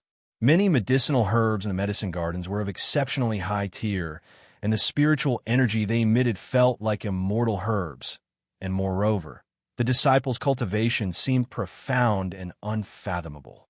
It's often said the beginningless is full of hidden talents. Today proved its name wasn't false. Suhan's gaze fell upon Zizai's back, filled with admiration. He couldn't forget the scene when Zizai arrived yesterday. The lofty son of heaven had to show respect to Zizai, and those cultivators who tormented him looked at him with fear and pleading. Just recalling, he felt thoroughly satisfied. This was a true powerhouse, a truly enlightened great power. No need to lift a finger to subdue all formidable enemies. Senior, I want to ask about joining the Wuxia sect. What needs to be done? Suhan plucked up the courage to ask, and Zizai turned slightly, looking at him out of the corner of his eye, smiling. Call me senior brother. We belong to the same generation. Wanting to join the beginningless isn't difficult for you, as you've already entered. He knew Guan very well. If Guan resisted Suhan, he wouldn't have brought him back along with Suhan. He could have sent Suhan back to the Heavenly Spirit Tao Alliance. Upon hearing this, Suhan's heartbeat quickened. He asked eagerly, Senior brother, you speak of being peers. Is Master also a Wushiji disciple? Search * the novel Fire. Net website on Google to access chapters of novels early and in the highest quality. From being rescued to returning to the beginningless, there were no words spoken. Jinqin kept a gloomy face. Not daring to speak, he was unaware of his master's relationship with the beginningless. He thought of his master's expression whenever mentioning ancestor Master Wuxia, secretly confirming his suspicions. He always believed his master had some connection with the beginningless. Yes, your master is the ancestor's disciple. If counted carefully, she is my master's senior sister. Over 70 million years ago, within a sect named Supreme Sect on the Taitsong continent, the ancestor hid in the outer sect's Medicine Valley. And Zizai began recounting that past. Although he hadn't personally witnessed it, he had memorized the story early on. Suhan was absorbed in listening, not expecting his master's relationship with ancestor Master Wuxia to be so deep. He wondered why his master left the beginningless. Suhan puzzled silently. These puzzles were for later inquiries. He needed to find a way to make his mark in the beginningless. For some reason, since hearing the legends of the beginningless, he always felt he was meant to belong there. Such a holy place of cultivation suited a genius like him. Among the beginningless were several who had stayed at the Supreme Sect. Guan took Jinxin to meet Shunjin. The two women had been on good terms before. They were happy to see each other. So Guan let them chat privately. Jinxin's joining didn't stir much within the beginningless, as outsiders often came to visit. Suhan's experiences were merely a reflection of the world's major movements, with friction between the Son of Heaven and the Heavenly Spirit Tao alliance intensifying, approaching full-scale conflict. Several years later, in the Taizong dynasty's imperial palace, Li Xiandao, in his dragon robe, sat on the dragon throne, exuding a dominating aura of ruling the world, his posture slightly lazy, yet giving a sense of a true dragon-coiled pressure. Li Zuando's gaze fell upon the hall. There stood only one person, Son of Heaven Jiyan. Jiyan, wearing a golden dragon black robe, with white hair casually draped, a sword suspended behind him, its blade a palm's width, the sword body of a white jade hue. While the sword guard appeared too Qilin in contention, overall exquisitely crafted yet exuding an ancient air. The Son of Heaven and the Heavenly Spirit Tao alliance are at odds. My Taizong dynasty should not get involved. Li Xiandao slowly spoke, his tone indifferent. Having been emperor for over 70 million years, he was seen almost as a celestial emperor in the eyes of Taizong's people, and being experienced, he wouldn't feel nervous about the visit from Son of Heaven Jiyan. He had seen immortal gods, much less a reincarnated Son of Heaven. Over the long years, countless prodigies emerged in the human world, from immortal gods descending to the demon monarch reincarnating, all witnessed. Son of Heaven Jiyan spoke. Throughout history, the Heavenly Spirit Tao alliance has only restrained sex, establishing a kind of order distinguishing immortals from mortals. The imperial dynasty was not bound by the Heavenly Spirit Tao alliance, yet lost the upward opportunity. Your Majesty should feel the development of the Taizong dynasty has reached a bottleneck. Only by overthrowing the Heavenly Spirit Tao alliance is there a glimmer of hope. Moreover, I can guide immortal fate into the Taizong dynasty, allowing your Majesty to ascend to immortality and granting your people the aspiration to ascend. If you find any errors, ads pop up, ads redirect, broken links, non-standard content, etc., please let us know report so we can fix it as soon as possible.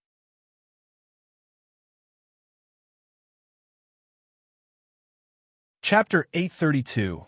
Great Destiny Descends. Facing Jiyan's words, Li Xiandao remained indifferent. He raised his right hand, his gaze examining the 3 jade rings on his hand, and softly replied, "Without you, Son of Heaven, would the human world find no immortal fate? Would mortals not yearn to ascend to immortality?" Although his voice was soft, it echoed clearly within the great hall. Son of Heaven Jiyan answered, "I can make you and your people closer to immortal fate. How many imperial dynasties are there in the world? How many do you intend to win over?" "All of them." "If it's all of them, even if you succeed, how can I be sure you will choose me?" The Taizong dynasty is already the oldest imperial dynasty in the world. Your lack of contention has led people to overlook the foundation of the Taizong dynasty. And what's more, you have the care of ancestor Master Wushi. Then may I ask if the celestial court has an emperor immortal position? Li Xiandao smiled as he spoke these words. Son of Heaven Jiyan's expression became subtle, his gaze somewhat cold, and he replied, "Naturally, apart from the supreme celestial emperor, there are the 4 celestial Tao great emperors, and further down, 36 emperor stars, all positions for which rulers with accomplishments may compete. So many emperors. Why does it feel like they are merely titles?" Li Xiandao squinted his eyes, his tone growing aggressive. He leaned forward and said, "Son of Heaven, I've long heard tales like yours. I've seen and heard of many who wish to use the world as their chessboard. In the end, none met a good fate. If you truly represent the heavenly Tao, you wouldn't bring about a great calamity in the human world. If the Celestial Emperor truly wanted you to be the supreme in every life, I suspect it would not be by stepping upon countless bones to ascend to the supreme position. Son of Heaven Ji Yin raised an eyebrow and sneered. What? Does His Majesty think that unifying the world relies on benevolence and love? I merely think that the means and levels of the immortal should be above mortals. The means you've shown make me feel no different from mortals. Pardon me, but I cannot agree. After speaking, Li Xiandao kept his gaze fixed on Son of Heaven Ji Yin. Their eyes met, confronting each other, and the atmosphere in the hall grew tense, filled with quiet oppression. For a long time, Son of Heaven Ji Yin withdrew his gaze and smiled. Since that's the case, then I'll take my leave. He turned and left. In the moment of turning, his expression became exceptionally cold. Li Xiandao sat on the emperor's throne, watching him depart. Once Son of Heaven Ji Yin left the great hall, Li Zuando's face showed a contemptuous smile, and he snorted, "The immortal gods don't have a more comfortable position than mine," and moreover, his gaze looking upwards, seeming to pierce through the palace eaves to see the firmament. I have no desire to become one of the immortal gods, but if it's to be Celestial Emperor, I am quite interested. Thinking of being Celestial Emperor, you must be ignorant of the heights of the heavens and depths of the earth. By the lakeside, Guan glanced at Su Han, who was fishing, and mocked. It has been hundreds of years since Su Han and Jinqin came to the Taoist field of the beginningless. The master and disciple have settled there, and ever since Guan pointed out Su Han's swordsmanship, Su Han often sought his guidance, and gradually, Su Han began to cultivate alongside Guan. This has led to much discussion among the disciples. No one dared to imitate Su Han. Although Su Han was thick-skinned, it was evident to all that this was the ancestors' favoritism towards him. What's more, upon entry, Su Han was already a third-generation disciple, his seniority surpassing 90% of the disciples of the beginningless. Su Han sat beside Guan, holding a sword, and huffed. Why am I ignorant of the heights and depths? Is the Celestial Emperor born to be Celestial Emperor? Certainly, he cultivated to that position. As long as I become strong enough, I can achieve it sooner or later. Then it'll make the beginningless holy sect supervise the heavenly court immortals. The current immortals are truly unrestrained, lacking control. That Son of Heaven abducted many imperial rulers, coercing their dynasties into battles for him. His hypocritical mask is eventually torn by himself. Guan gazed at the lake's surface and said, "You have only seen a few immortal gods, yet you dare speculate about the Celestial Emperor. Most immortal gods never see the Celestial Emperor in their lifetime. The Celestial Emperor's might is beyond your imagination. You cannot imagine it, let alone surpass it." These words are true. All beings relying on the celestial Tao destiny can never surpass the Celestial Emperor. Their cultivation would only help the Celestial Emperor grow stronger. Guan possesses the strength to rival the Celestial Emperor primarily by harnessing the power of life-span evolution. To this day, he is certain that his power originates outside the heavenly Tao, perhaps existing longer than the heavenly Tao itself. If one cannot possess opportunities outside the heavenly Tao like him, one should not dream of surpassing the Celestial Emperor, just like how the primordial Tao Emperor cannot surpass him. Ancestor, have you ever seen the Celestial Emperor? Su Han curiously asked, looking at Guan expectantly.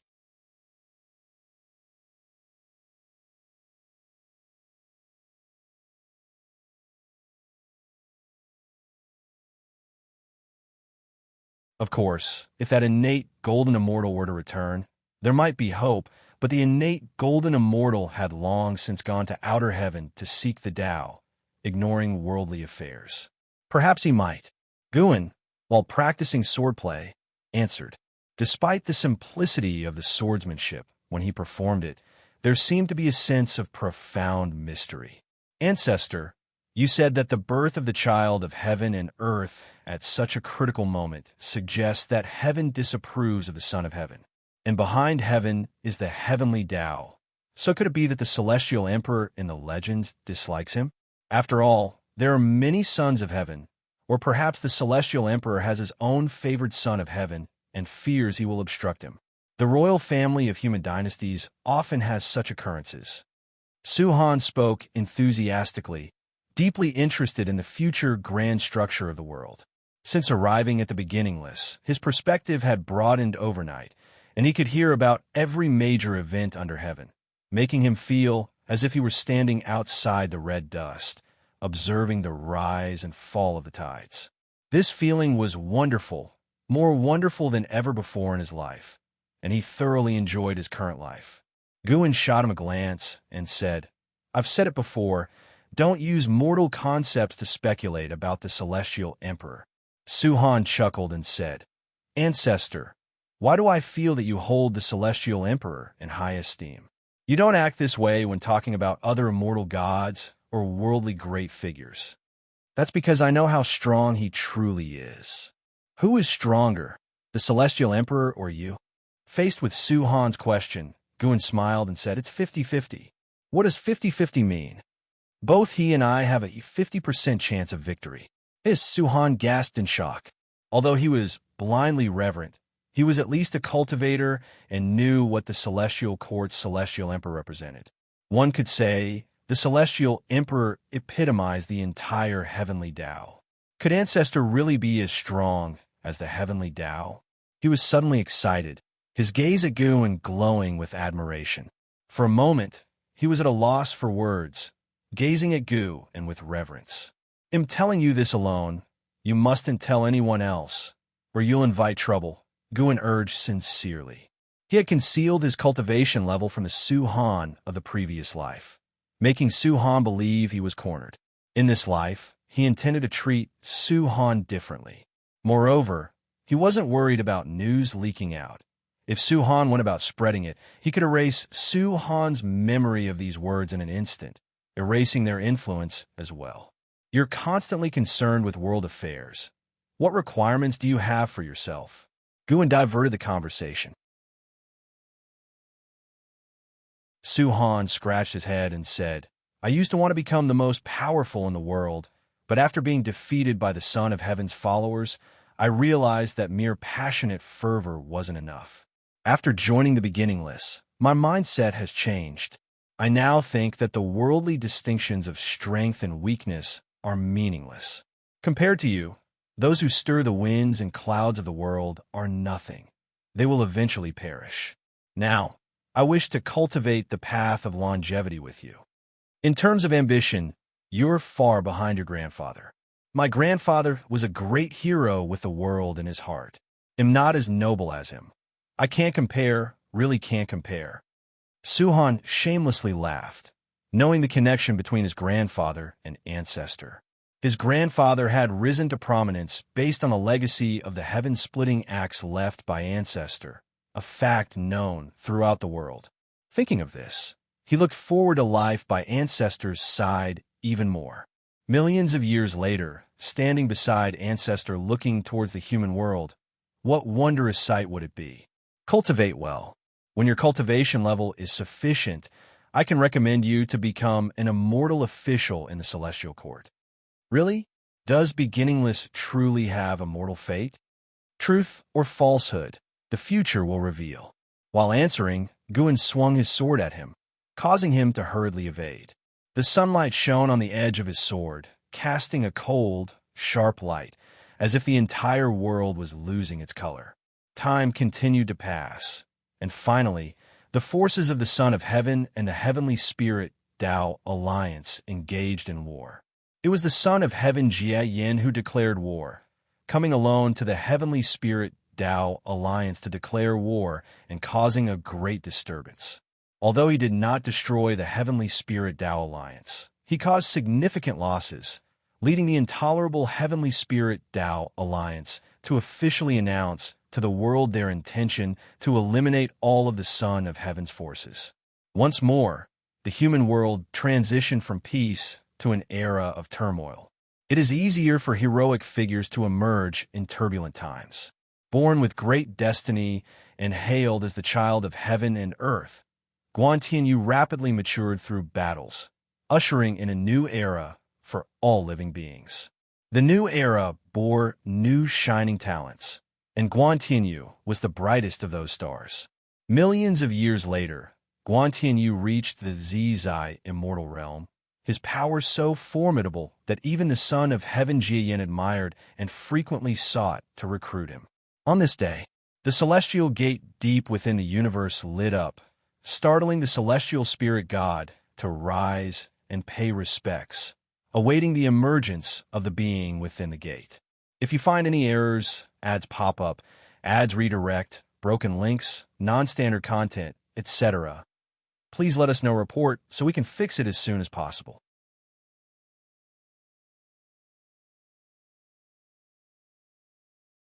Chapter 834. The only chance of survival inside the world gate.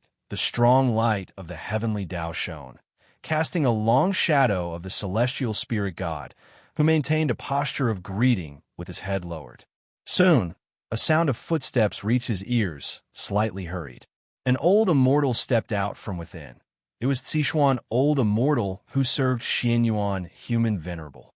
He wore a white robe, holding a horsetail whisk in hand, with white hair coiled beneath a crown, his immortal crown resembling a silver mountain with birds seemingly circling it, along with landscapes painted on it. He came to the front of the celestial spirit god, smiled, and asked, "Celestial spirit god, have you been well lately?" The celestial spirit god looked up and answered, "Quite well. Has the immortal monarch come to look for the ancestor master?" Ia, the novel fire. NE*T website on Google to access chapters of novels early and in the highest quality. No, this humble Taoist has come to find you. To find me? I wonder what instructions the immortal monarch has. Facing the celestial spirit god's inquiry, Sichuan old immortal's smile disappeared. He took a deep breath and said, "Something big is about to happen in the celestial court." The celestial spirit god raised an eyebrow. Although the celestial spirit great world had enjoyed peaceful times for tens of millions of years, such time wasn't considered long in the celestial court. So why was there trouble again for the celestial court? Could it be related to the dark heavenly court?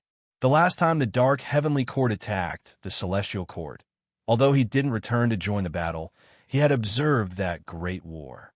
It was the first time he witnessed the power of the dark heavenly court, which made him increasingly convinced that the celestial court was not the absolute ruler. Many powerful forces were hidden within the chaos, and even within the heavenly Tao were beings of great power like the primordial ancestor master. Sichuan, old immortal, said, "It's not an external catastrophe. It's an internal power struggle within the celestial court." Hearing this, the celestial spirit god breathed a sigh of relief. If that's the case, then it's not a big deal. The treacheries in the celestial court were numerous. The reason he stayed in the celestial spirit great world, not pledging allegiance to any other powerful immortal gods, was to avoid becoming a pawn. Immortal gods are immortal, but only if they retain their immortal positions. If they choose the wrong side and have their immortal positions stripped away, immortality becomes an empty promise, and even one's cultivation level might turn to nothing.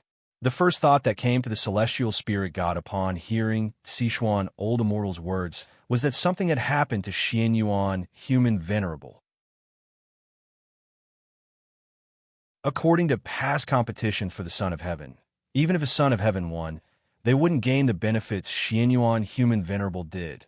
The vast celestial Tao destiny, many immortal position qualifications, and even the dominion over the 3,000 great worlds. Such prominence would surely invite jealousy.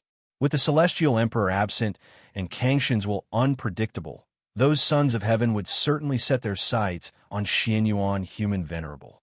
"Please speak plainly, immortal monarch. Is there anything I can do?" The celestial spirit god said softly. No matter the issue, as long as it didn't threaten the celestial spirit great world, he was too indifferent to care, and he couldn't manage it.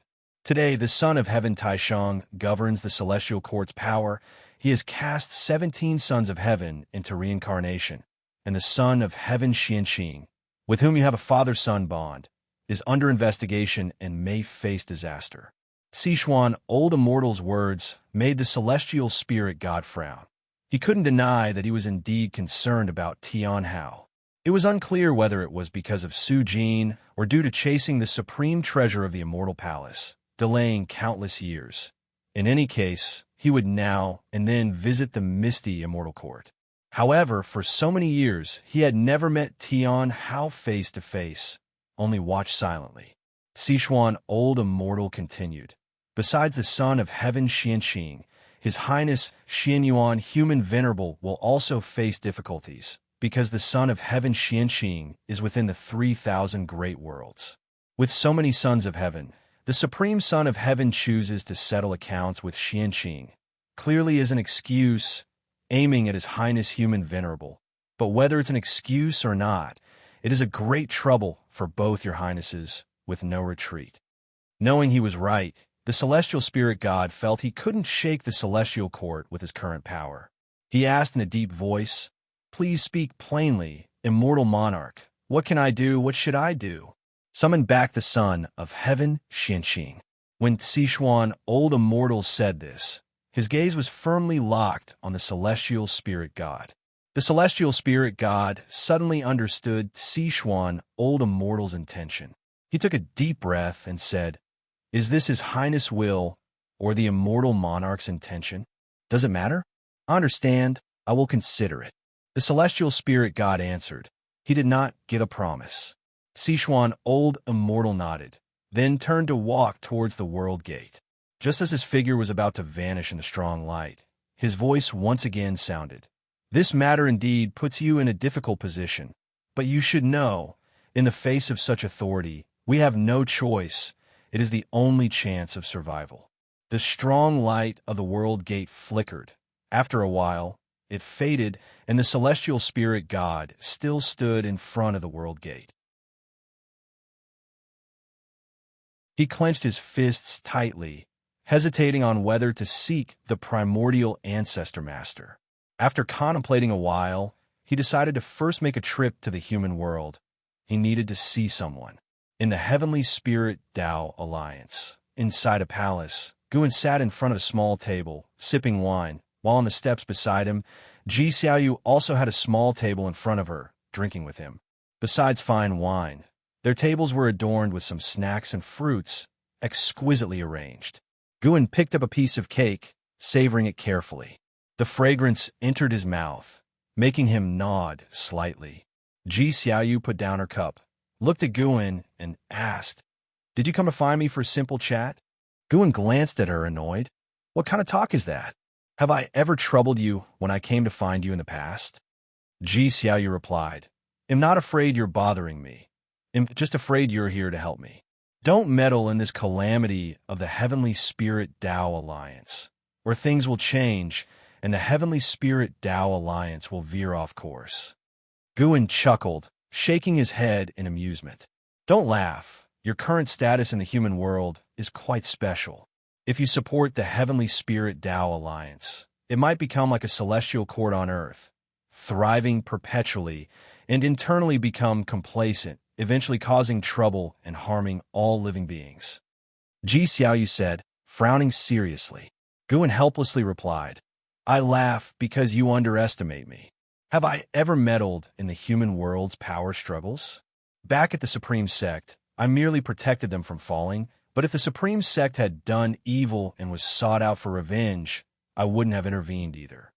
Hearing this, Ji Xiaoyu smiled and didn't dwell on the issue any longer. Instead, she asked, "What do you think of Guan Tianyu? This child's destiny is unparalleled. The timing of his birth is so coincidental, as if he were born to contend with the sons of heaven. Even when besieged by the sons of heaven's followers and driven to desperation, he can turn danger into safety and encounter great opportunities. Truly astounding." She majored in the path of cause and effect, which made her perceive Guan Tianyu's birth as not simple. In her view, Guan Tianyu carried some kind of mission. What concerned her was what this mission represented, and what its purpose was. Guin was just about to speak when a loud voice resounded from outside the palace. Haven't seen for 100,000 years. How has the Heavenly Spirit Tao Alliance become even more miserable? It seems the Heavenly Spirit Tao Alliance can't hold on. Why not surrender early to me? This voice brimmed with dominance, mocking the decline of the Heavenly Spirit Tao Alliance. And its owner was none other than the Son of Heaven, Jiyan. Hearing this, Ji Xiaoyu looked at Gu and with a meaningful gaze. Now, do you still deny your purpose for coming this time? Guin turned his head to look at her, chuckling softly. If I hadn't come, perhaps you wouldn't escape this calamity. If you find any errors, ads pop up, ads redirect, broken links, non-standard content, etc., please let us know report so we can fix it as soon as possible.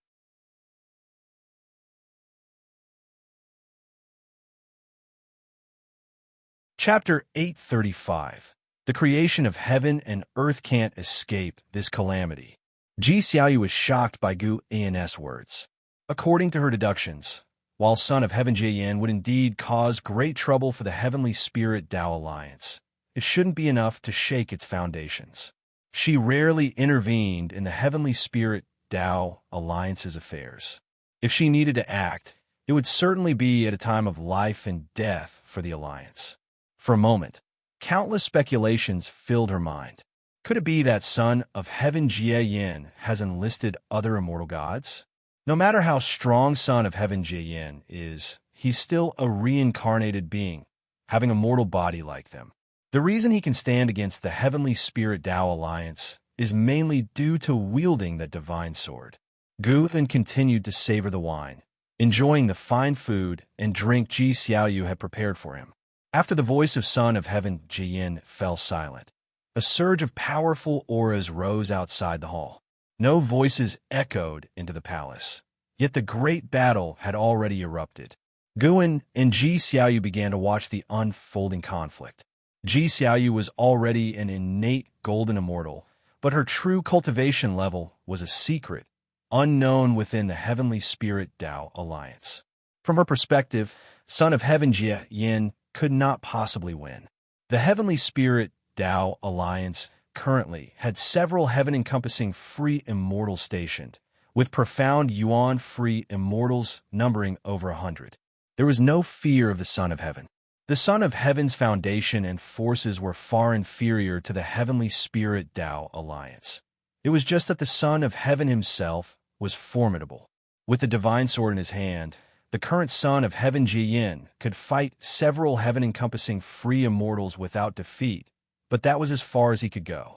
Where exactly is the problem? Ji Xiaoyu thought to herself, her gaze subconsciously turning to Guin. She knew that if Guin spoke such words, he certainly wasn't trying to scare her. Seeing that Guin had no intention of elaborating further, Ji Xiaoyu chose not to ask more, trusting that an answer would soon present itself. After a while, Guin asked, "You haven't answered me yet. How do you view Guan Tianyu? What is his origin?" Guin looked at her, smiling. Aren't there already many legends explaining it? Could he just be the child of heaven and earth? The creations of heaven and earth are far beyond your imagination. When cultivators grasp the power to destroy the heavens and the earth, they start to underestimate heaven and earth. You think heaven and earth can't have such marvelous creations, so you suspect Guan Tianyu must have a grander origin. Isn't that right? Gu An's words led Ji Xiaoyu into deep thought, realizing she indeed harbored such a mindset. In her view, the celestial spirit Great World shouldn't harbor such talent. Guan Tianyu's emergence must have been orchestrated by a more powerful entity. Guin continued, with 3,000 great Tao and infinite creations, all beings possess a sense of pride, thinking they can master everything and that they are unique, thus neglecting the heaven and earth that bore them. If beings are indeed the most wondrous of creations, then the heaven and earth nurturing them must operate on an even higher level. He spoke of his understanding.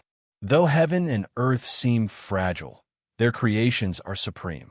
Even if a world turns to ashes, its creative force remains and will give birth to new worlds, though mortal spirits can't perceive this creation. Only a Tao extreme Daoyuo immortal can barely glimpse this omnipresent, immense creation imperceptible to mortal spirits. In surpassing a Daoyuo immortal, one can further perceive the creation of heaven and earth. Though the celestial spirit great world is weak, it remains a great thousand world that has existed for countless years. The creation it secretly harbors is beyond the imagination of all living beings, and the impending crisis from Son of Heaven Jieyan's arrival has prompted it to bring about Guan Tianyu.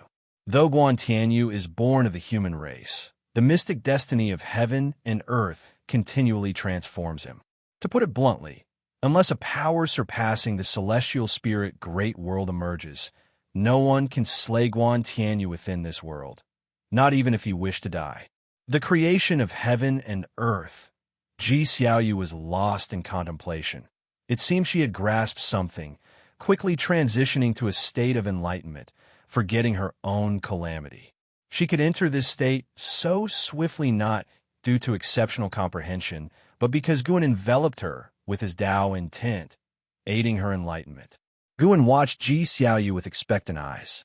He had many old friends, and while he cherished them all emotionally, in terms of potential, only Ji Xiaoyu could surpass and carve her own path, possibly even beyond what he foresaw. Moreover, Ji Xiaoyu held a competitive spirit towards him, desiring to surpass him. Thus he eagerly anticipated her growth. He suddenly understood the Celestial Emperor. The Celestial Emperor allowed immortal gods to act wantonly, allowed the dark heavenly court to grow, perhaps genuinely hoping for someone to challenge him. Upon reconsideration, Guan felt he had misunderstood. How could he empathize with the Celestial Emperor? He mustn't adopt such a mindset. He can look forward to others growing stronger, but mustn't consider himself the strongest. While Ji Xiaoyu was in enlightenment, Guan repeatedly instilled a notion in himself. He is not yet the strongest. There are stronger beings within the heavenly Tao. He wasn't thinking of the Celestial Emperor, but an existence yet to appear. Much time passed.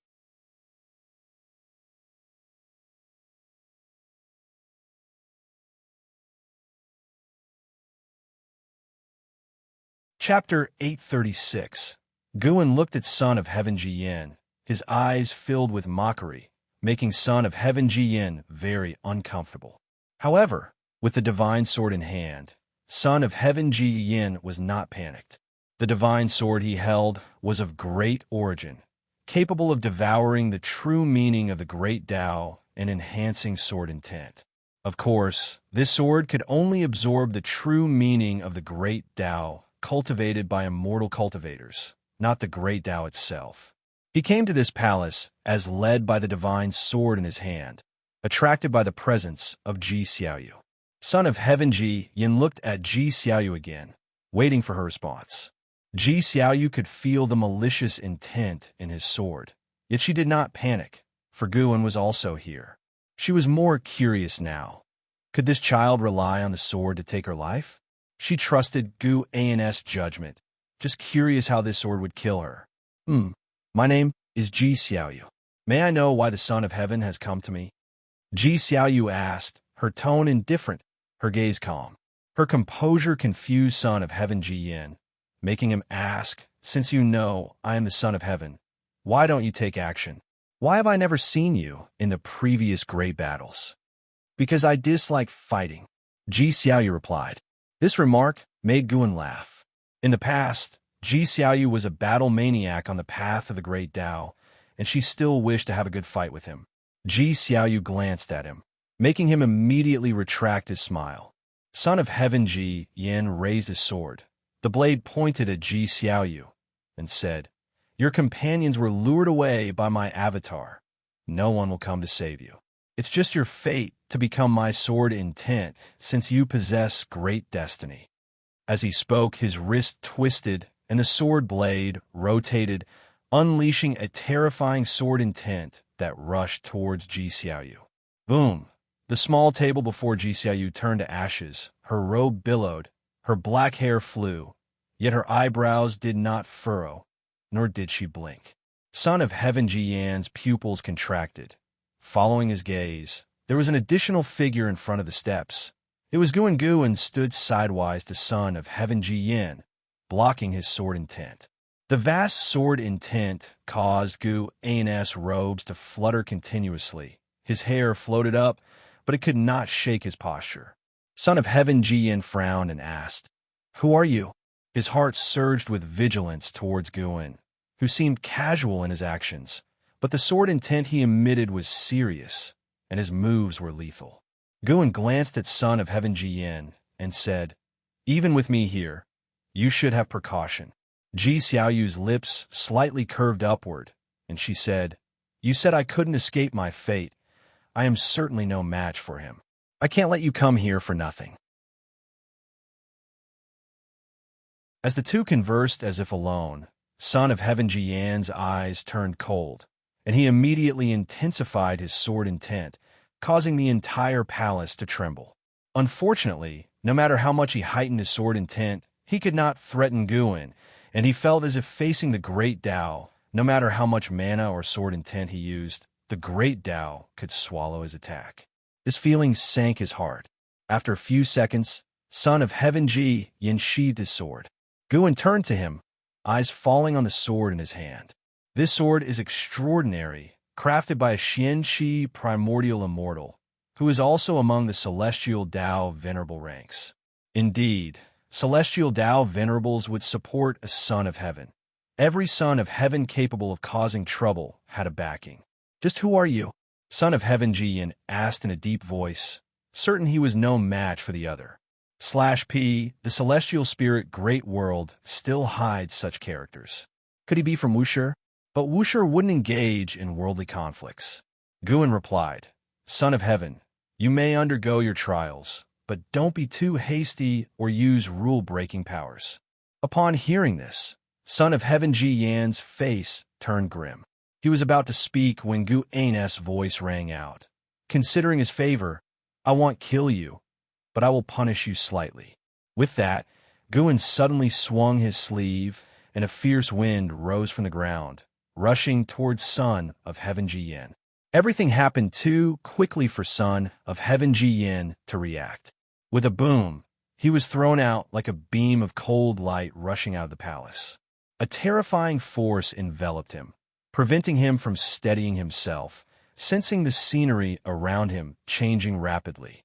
He flew out of the little world, crashed through mountains, crossed rivers, and passed through clouds. His worldview shook violently.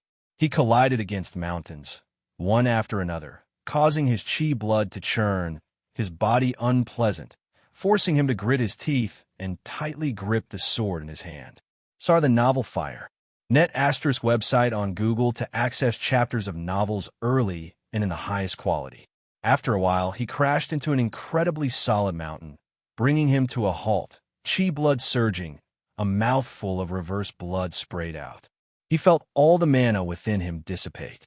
The world before him stopped shaking, becoming clear, and ahead lay a vast prairie, blue skies, white clouds, and a cloud sea split into two halves, seemingly cut by a sharp sword.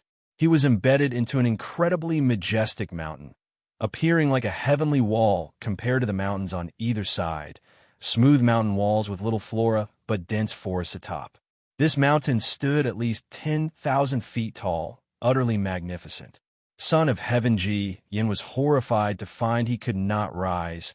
An unimaginable invisible force pressed him, unable even to shatter the mountain behind. In 500 years, you will be able to free yourself. You can see how people will speak of you 500 years later. Guan's voice reached his ears, causing his expression to turn fearful. "You can't do this, Son of Heaven Ji." Yin gritted his teeth, finally roaring in anger.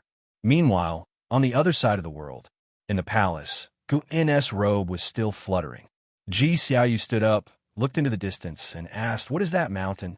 Why haven't I seen it before?" Guan retracted his sleeves, turned to her, and smiled. "Just built for him." Ji Xiaoyu was secretly astonished. She could also create a mountain, but doing so like Guan while simultaneously taking action and creating a mountain without causing much commotion was beyond her ability. Sealing Son of Heaven Ji Yin with a single mountain, the power contained within was unimaginable. 500 years is an imitation of your son, Wukong novel, isn't it? Ji Xiaoyu asked, clearly teasing, yet asking seriously. Guan laughed, just came to mind. He turned and walked toward the palace door. Aren't you afraid of trouble? Ji Xiaoyu pursued. 500 years later, Son of Heaven Ji Yin might cause greater trouble upon his return. Without looking back, Guan replied, he doesn't count as trouble in my eyes. You said you wouldn't involve yourself in worldly struggles. Would this be considered an exception? Faced with Ji Xiaoyu's inquiry, Guan did not answer, quickly disappearing from the hall. Ji Xiaoyu sat down again, her gaze towards a distance. She could see many great powers across the world flying towards the mountain-sealing Son of Heaven Ji Yin. If you find any errors, ads pop up, ads redirect, broken links, non-standard content, etc., please let us know report so we can fix it as soon as possible.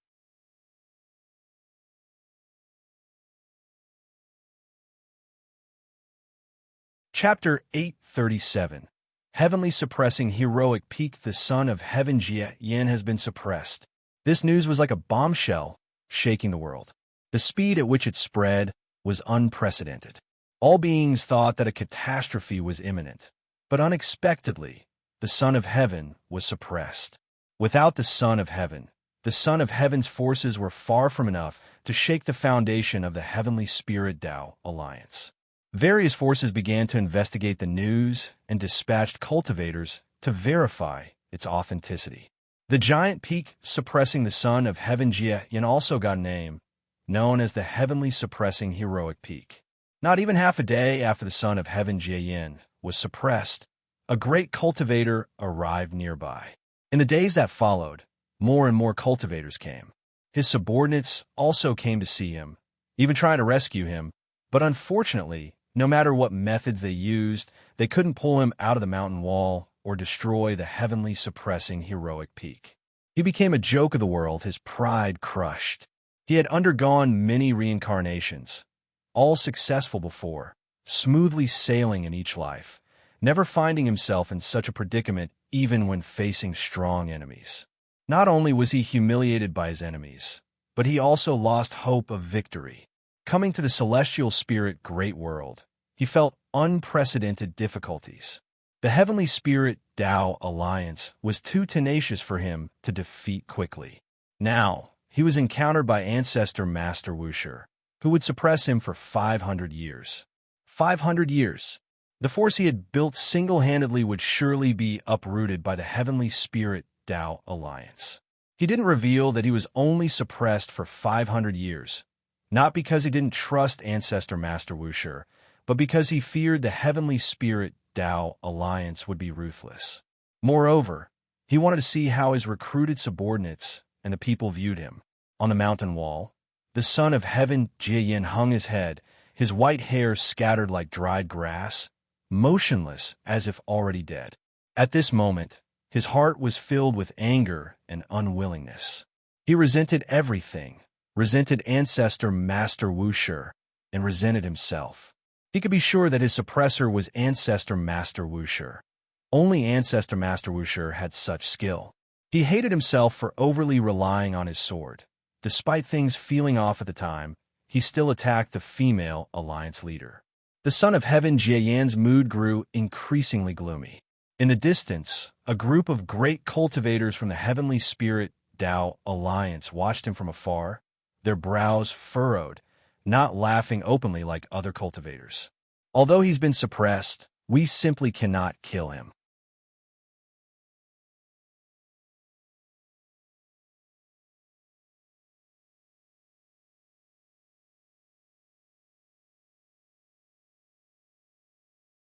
Chapter 838.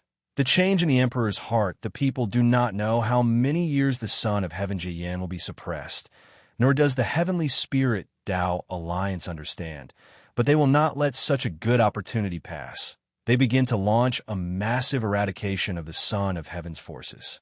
The forces painstakingly established by the Son of Heaven were completely shattered within 300 years.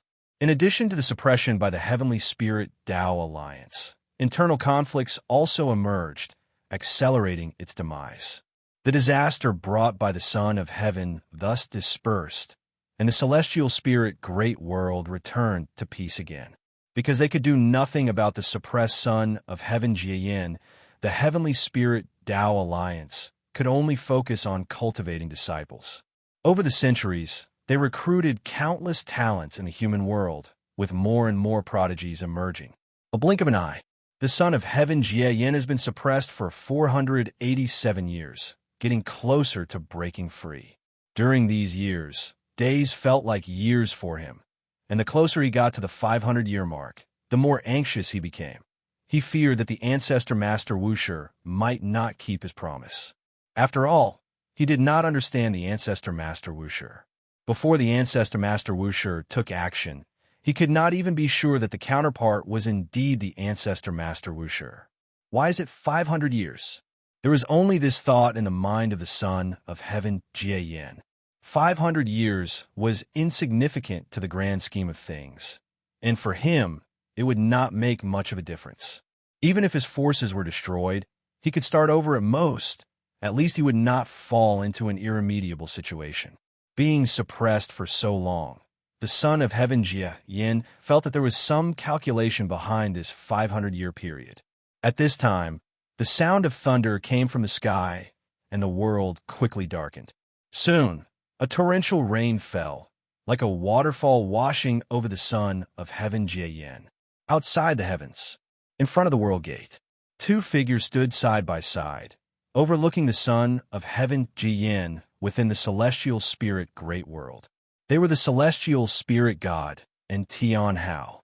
Tian Hao was dressed in a golden-patterned white robe, exuding an imposing aura, with his long hair coiled on top of his head, full of arrogance, and a complex, profound golden Dharma aspect floating behind him.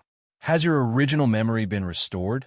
The celestial spirit god opened his mouth to ask. The two stood together, looking more like brothers than father and son. Tian Hao answered, "It hasn't been fully restored, but I know this Son of Heaven. His name is Jiayin. Whether in power or cultivation level, he is far beyond my reach."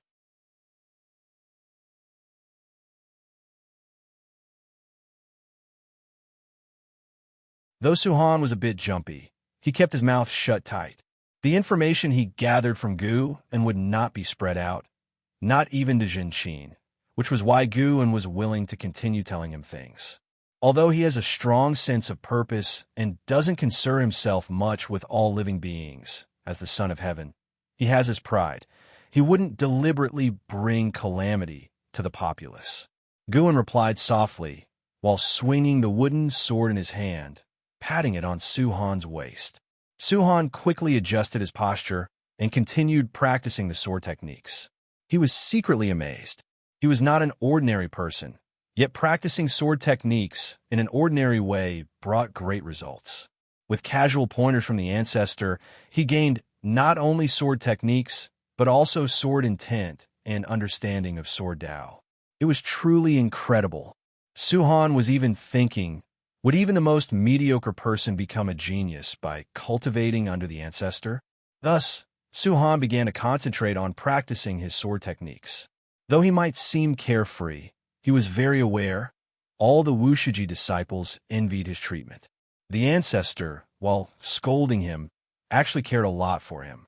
Even if it was for the ancestor, he must strive to succeed.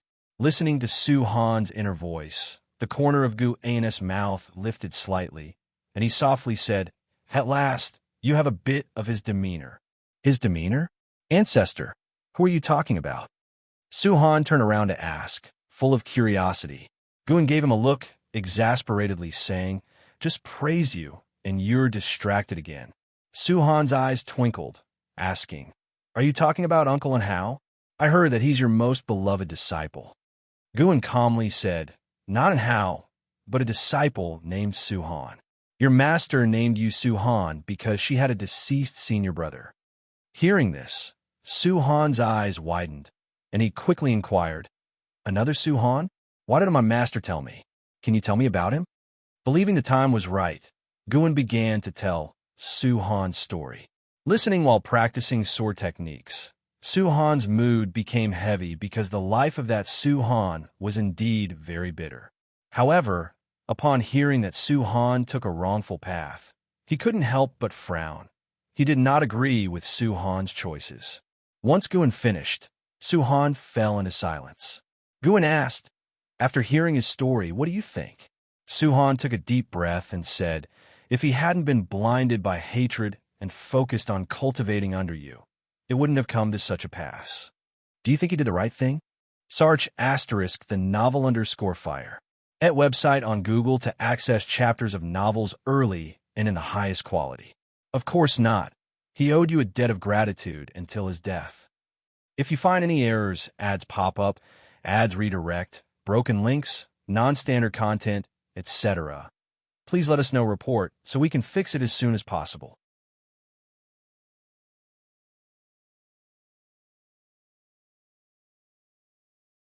Chapter 839.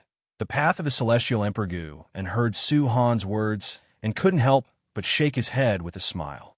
If this boy knew that the person he was criticizing was himself, what would his reaction be? Thinking of this, Guin actually looked forward to it a little. "All right, practice your sword well. I will accompany you a little longer, then I have to go out," Guin said seriously, restraining his smile. Su-han looked at him and curiously asked, "Ancestor, you often go out. Where do you go, and can you take me with you just once?" Guin pretended to be mysterious, saying, "I have thousands of incarnations in the human world, and I have many identities to continue with. I cannot take you with me. It would disrupt the path of trial. Perhaps when you go out for trials in the future, you might encounter me, but you will definitely not recognize me." These words gave Su-han goosebumps. He didn't doubt his ancestor's words and began to recall his past. Had he met his ancestor during his travels in the human world? He subconsciously looked up just in time to meet Guin's meaningful gaze and couldn't help but shiver. Guin raised his wooden sword and continued to correct Su-han's sword technique, forcing him to withdraw his gaze. The mundane days continued. Su-han practiced cultivation every day. Although he did not experience any major upheavals, he did not find it boring at all. In the simplicity of life, being able to continuously grow stronger was what he considered the most blissful life. As time went by, the 500-year period of Son of Heaven Jiayin finally arrived. On this day, the weather was clear, and the celestial vault was cloudless for miles. Son of Heaven Jiayin, embedded in the mountain wall, suddenly began to loosen, then leaned forward, plummeting with a dozen pieces of broken rock, shattering through the sea of clouds. The fierce wind howled in his ears as Son of Heaven Jiyan's eyes opened, his muddy eyes gradually brightening. Boom! He crashed at the foot of the mountain, his feet shattering the ground and the mountain wall behind, dust swirling like rings as he half knelt on the ground, one hand supporting on the ground. His body began to tremble, and the dirt on his face started to crack, peeling off into pieces of dust. He slowly stood up, looking at his own hands, a wild joy appearing on his face. "It's really over," Son of Heaven Jiayin said tremulously, his voice hoarse.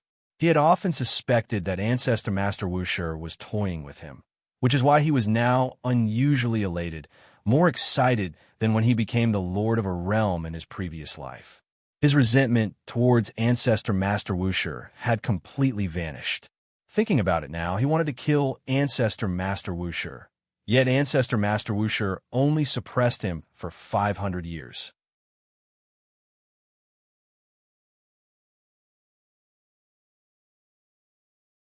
But if you encounter disciples I care about, I will still intervene. Son of Heaven, you've reincarnated through the red dust for countless lifetimes. Is there anyone you truly care about? For whom do you truly fight? After Guin's voice fell, his figure disappeared. Son of Heaven Jiayin did not leave immediately, his expression changing unpredictably, his gaze involuntarily drawn to the pile of bones. In the course of reincarnation, life after life, he felt as though he had perhaps lost his way. Which path was truly that of a celestial emperor? His father gave him no hints, letting him find it himself in reincarnation. Gradually, he grew stronger to become the ruler of the human world and forgot to reflect whether his path was the right one. Is conquest really the only way to unify the world? Son of Heaven Jie stood motionless, closing his eyes. Leaves drifted before him, the sun set, and the moon rose, day after day. A few days later, cultivators who came to observe discovered that the Son of Heaven had already escaped, causing panic, and they immediately left to proclaim the news everywhere. More and more cultivators came to confirm the incident, and soon they discovered the figure of Son of Heaven Jie. Seeing Son of Heaven Jie standing on the ground, the cultivators were very nervous. As time continued to pass, the number of cultivators near the heavenly, suppressing, heroic peak increased, and the great cultivators of the Heavenly Spirit Tao Alliance also arrived, even starting to array themselves. Months later, snow fell, with a flake landing on the head of Son of Heaven Jie. He slowly looked up at the celestial vault, his eyes full of flying snow. Standing around the 8 directions were large flags as tall as the heavenly suppressing heroic peak, all embroidered with various divine beast emblems. Whichever direction he looked, figures of the great cultivators of the Heavenly Spirit Tao Alliance could be seen. From above, the Heavenly Spirit Tao Alliance had already set up a net of heaven and earth, leaving Son of Heaven Jie nowhere to escape. Sir, the novel Fire. Net * website on Google to access chapters of novels early and in the highest quality. Son of Heaven Jie gazed at the celestial vault, the snow growing heavier, obscuring his vision. In each snowflake in his eyes were reflected scenes, the lives of different people, those he met in past and present lives, many only brief encounters. If you find any errors, ads pop up, ads redirect, broken links, non-standard content, etc., please let us know. Report so we can fix it as soon as possible.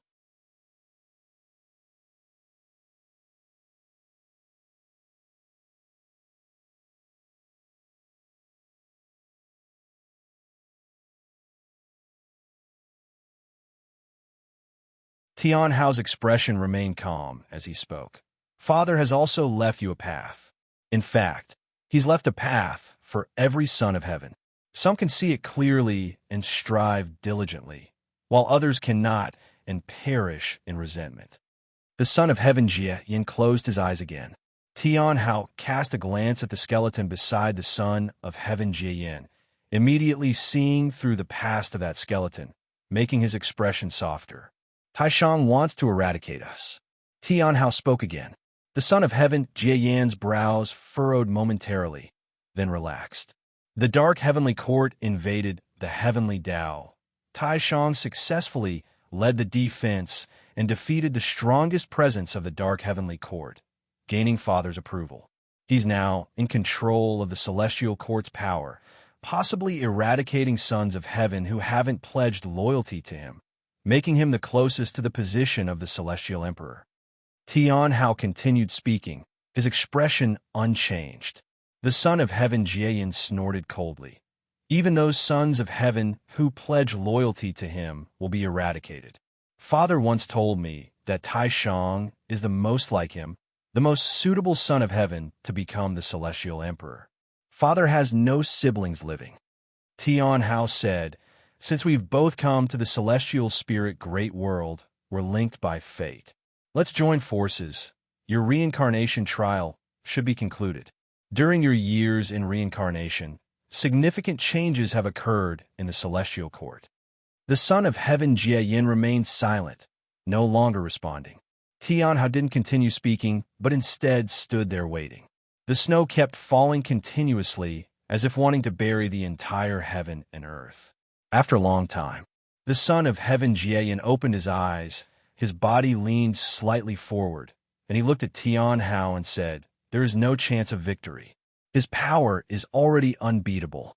Now, in possession of the celestial court's power, he will surely absorb the celestial Tao destiny. Facing him leads to no good outcome. Even with a powerful presence like Ancestor Master Wuxia assisting us, there would be no chance of victory. Perhaps Ancestor Master Wuxia foresaw the current situation long ago, which is why he distanced himself from the celestial court. Tianhao stared at the son of heaven Jieyin and asked, "No chance of victory, so sit and wait for death. Calmly seek enlightenment, and fleeing into chaos someday might be a path to life." I never expected the once unyielding son of heaven Jieyin to fear Tai Shang like this. Tianhao mocked him, his tone filled with disdain. The son of heaven Jieyin stared at him, eerily saying, "Kid, even if you find father, you might not be able to turn the tide. Do you know why father delegated power to him? If you find any errors, ads pop up, ads redirect, broken links, non-standard content, etc., please let us know report so we can fix it as soon as possible."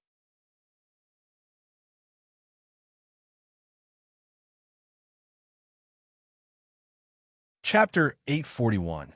Sweeping across the heavens. What do you mean? Are you saying he already has the power to rival father? Tianhao frowned and asked, his tone suddenly turning colder.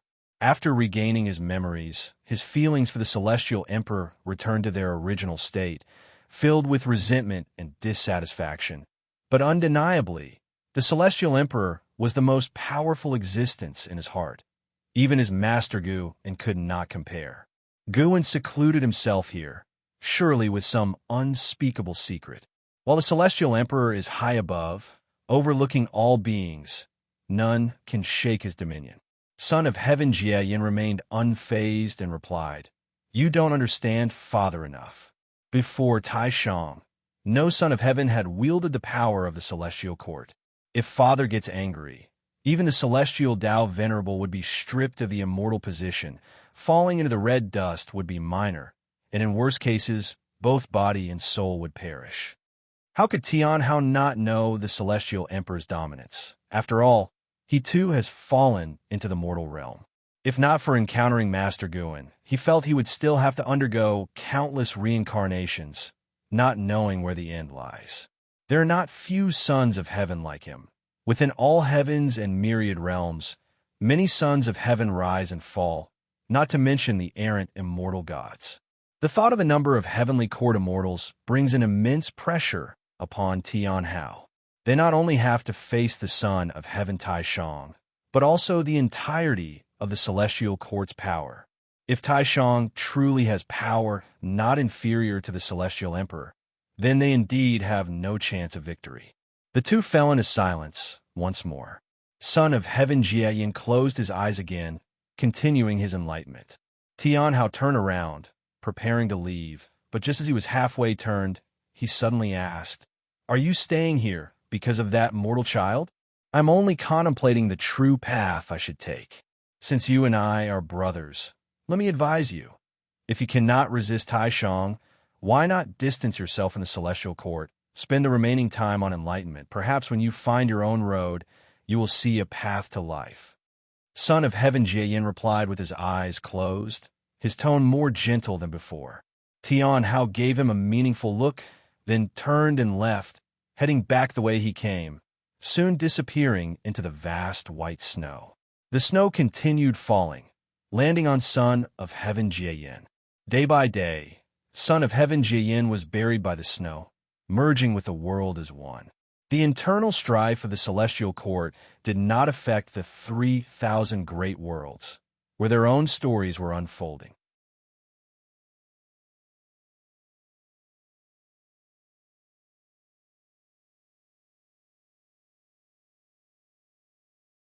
Please let us know report so we can fix it as soon as possible.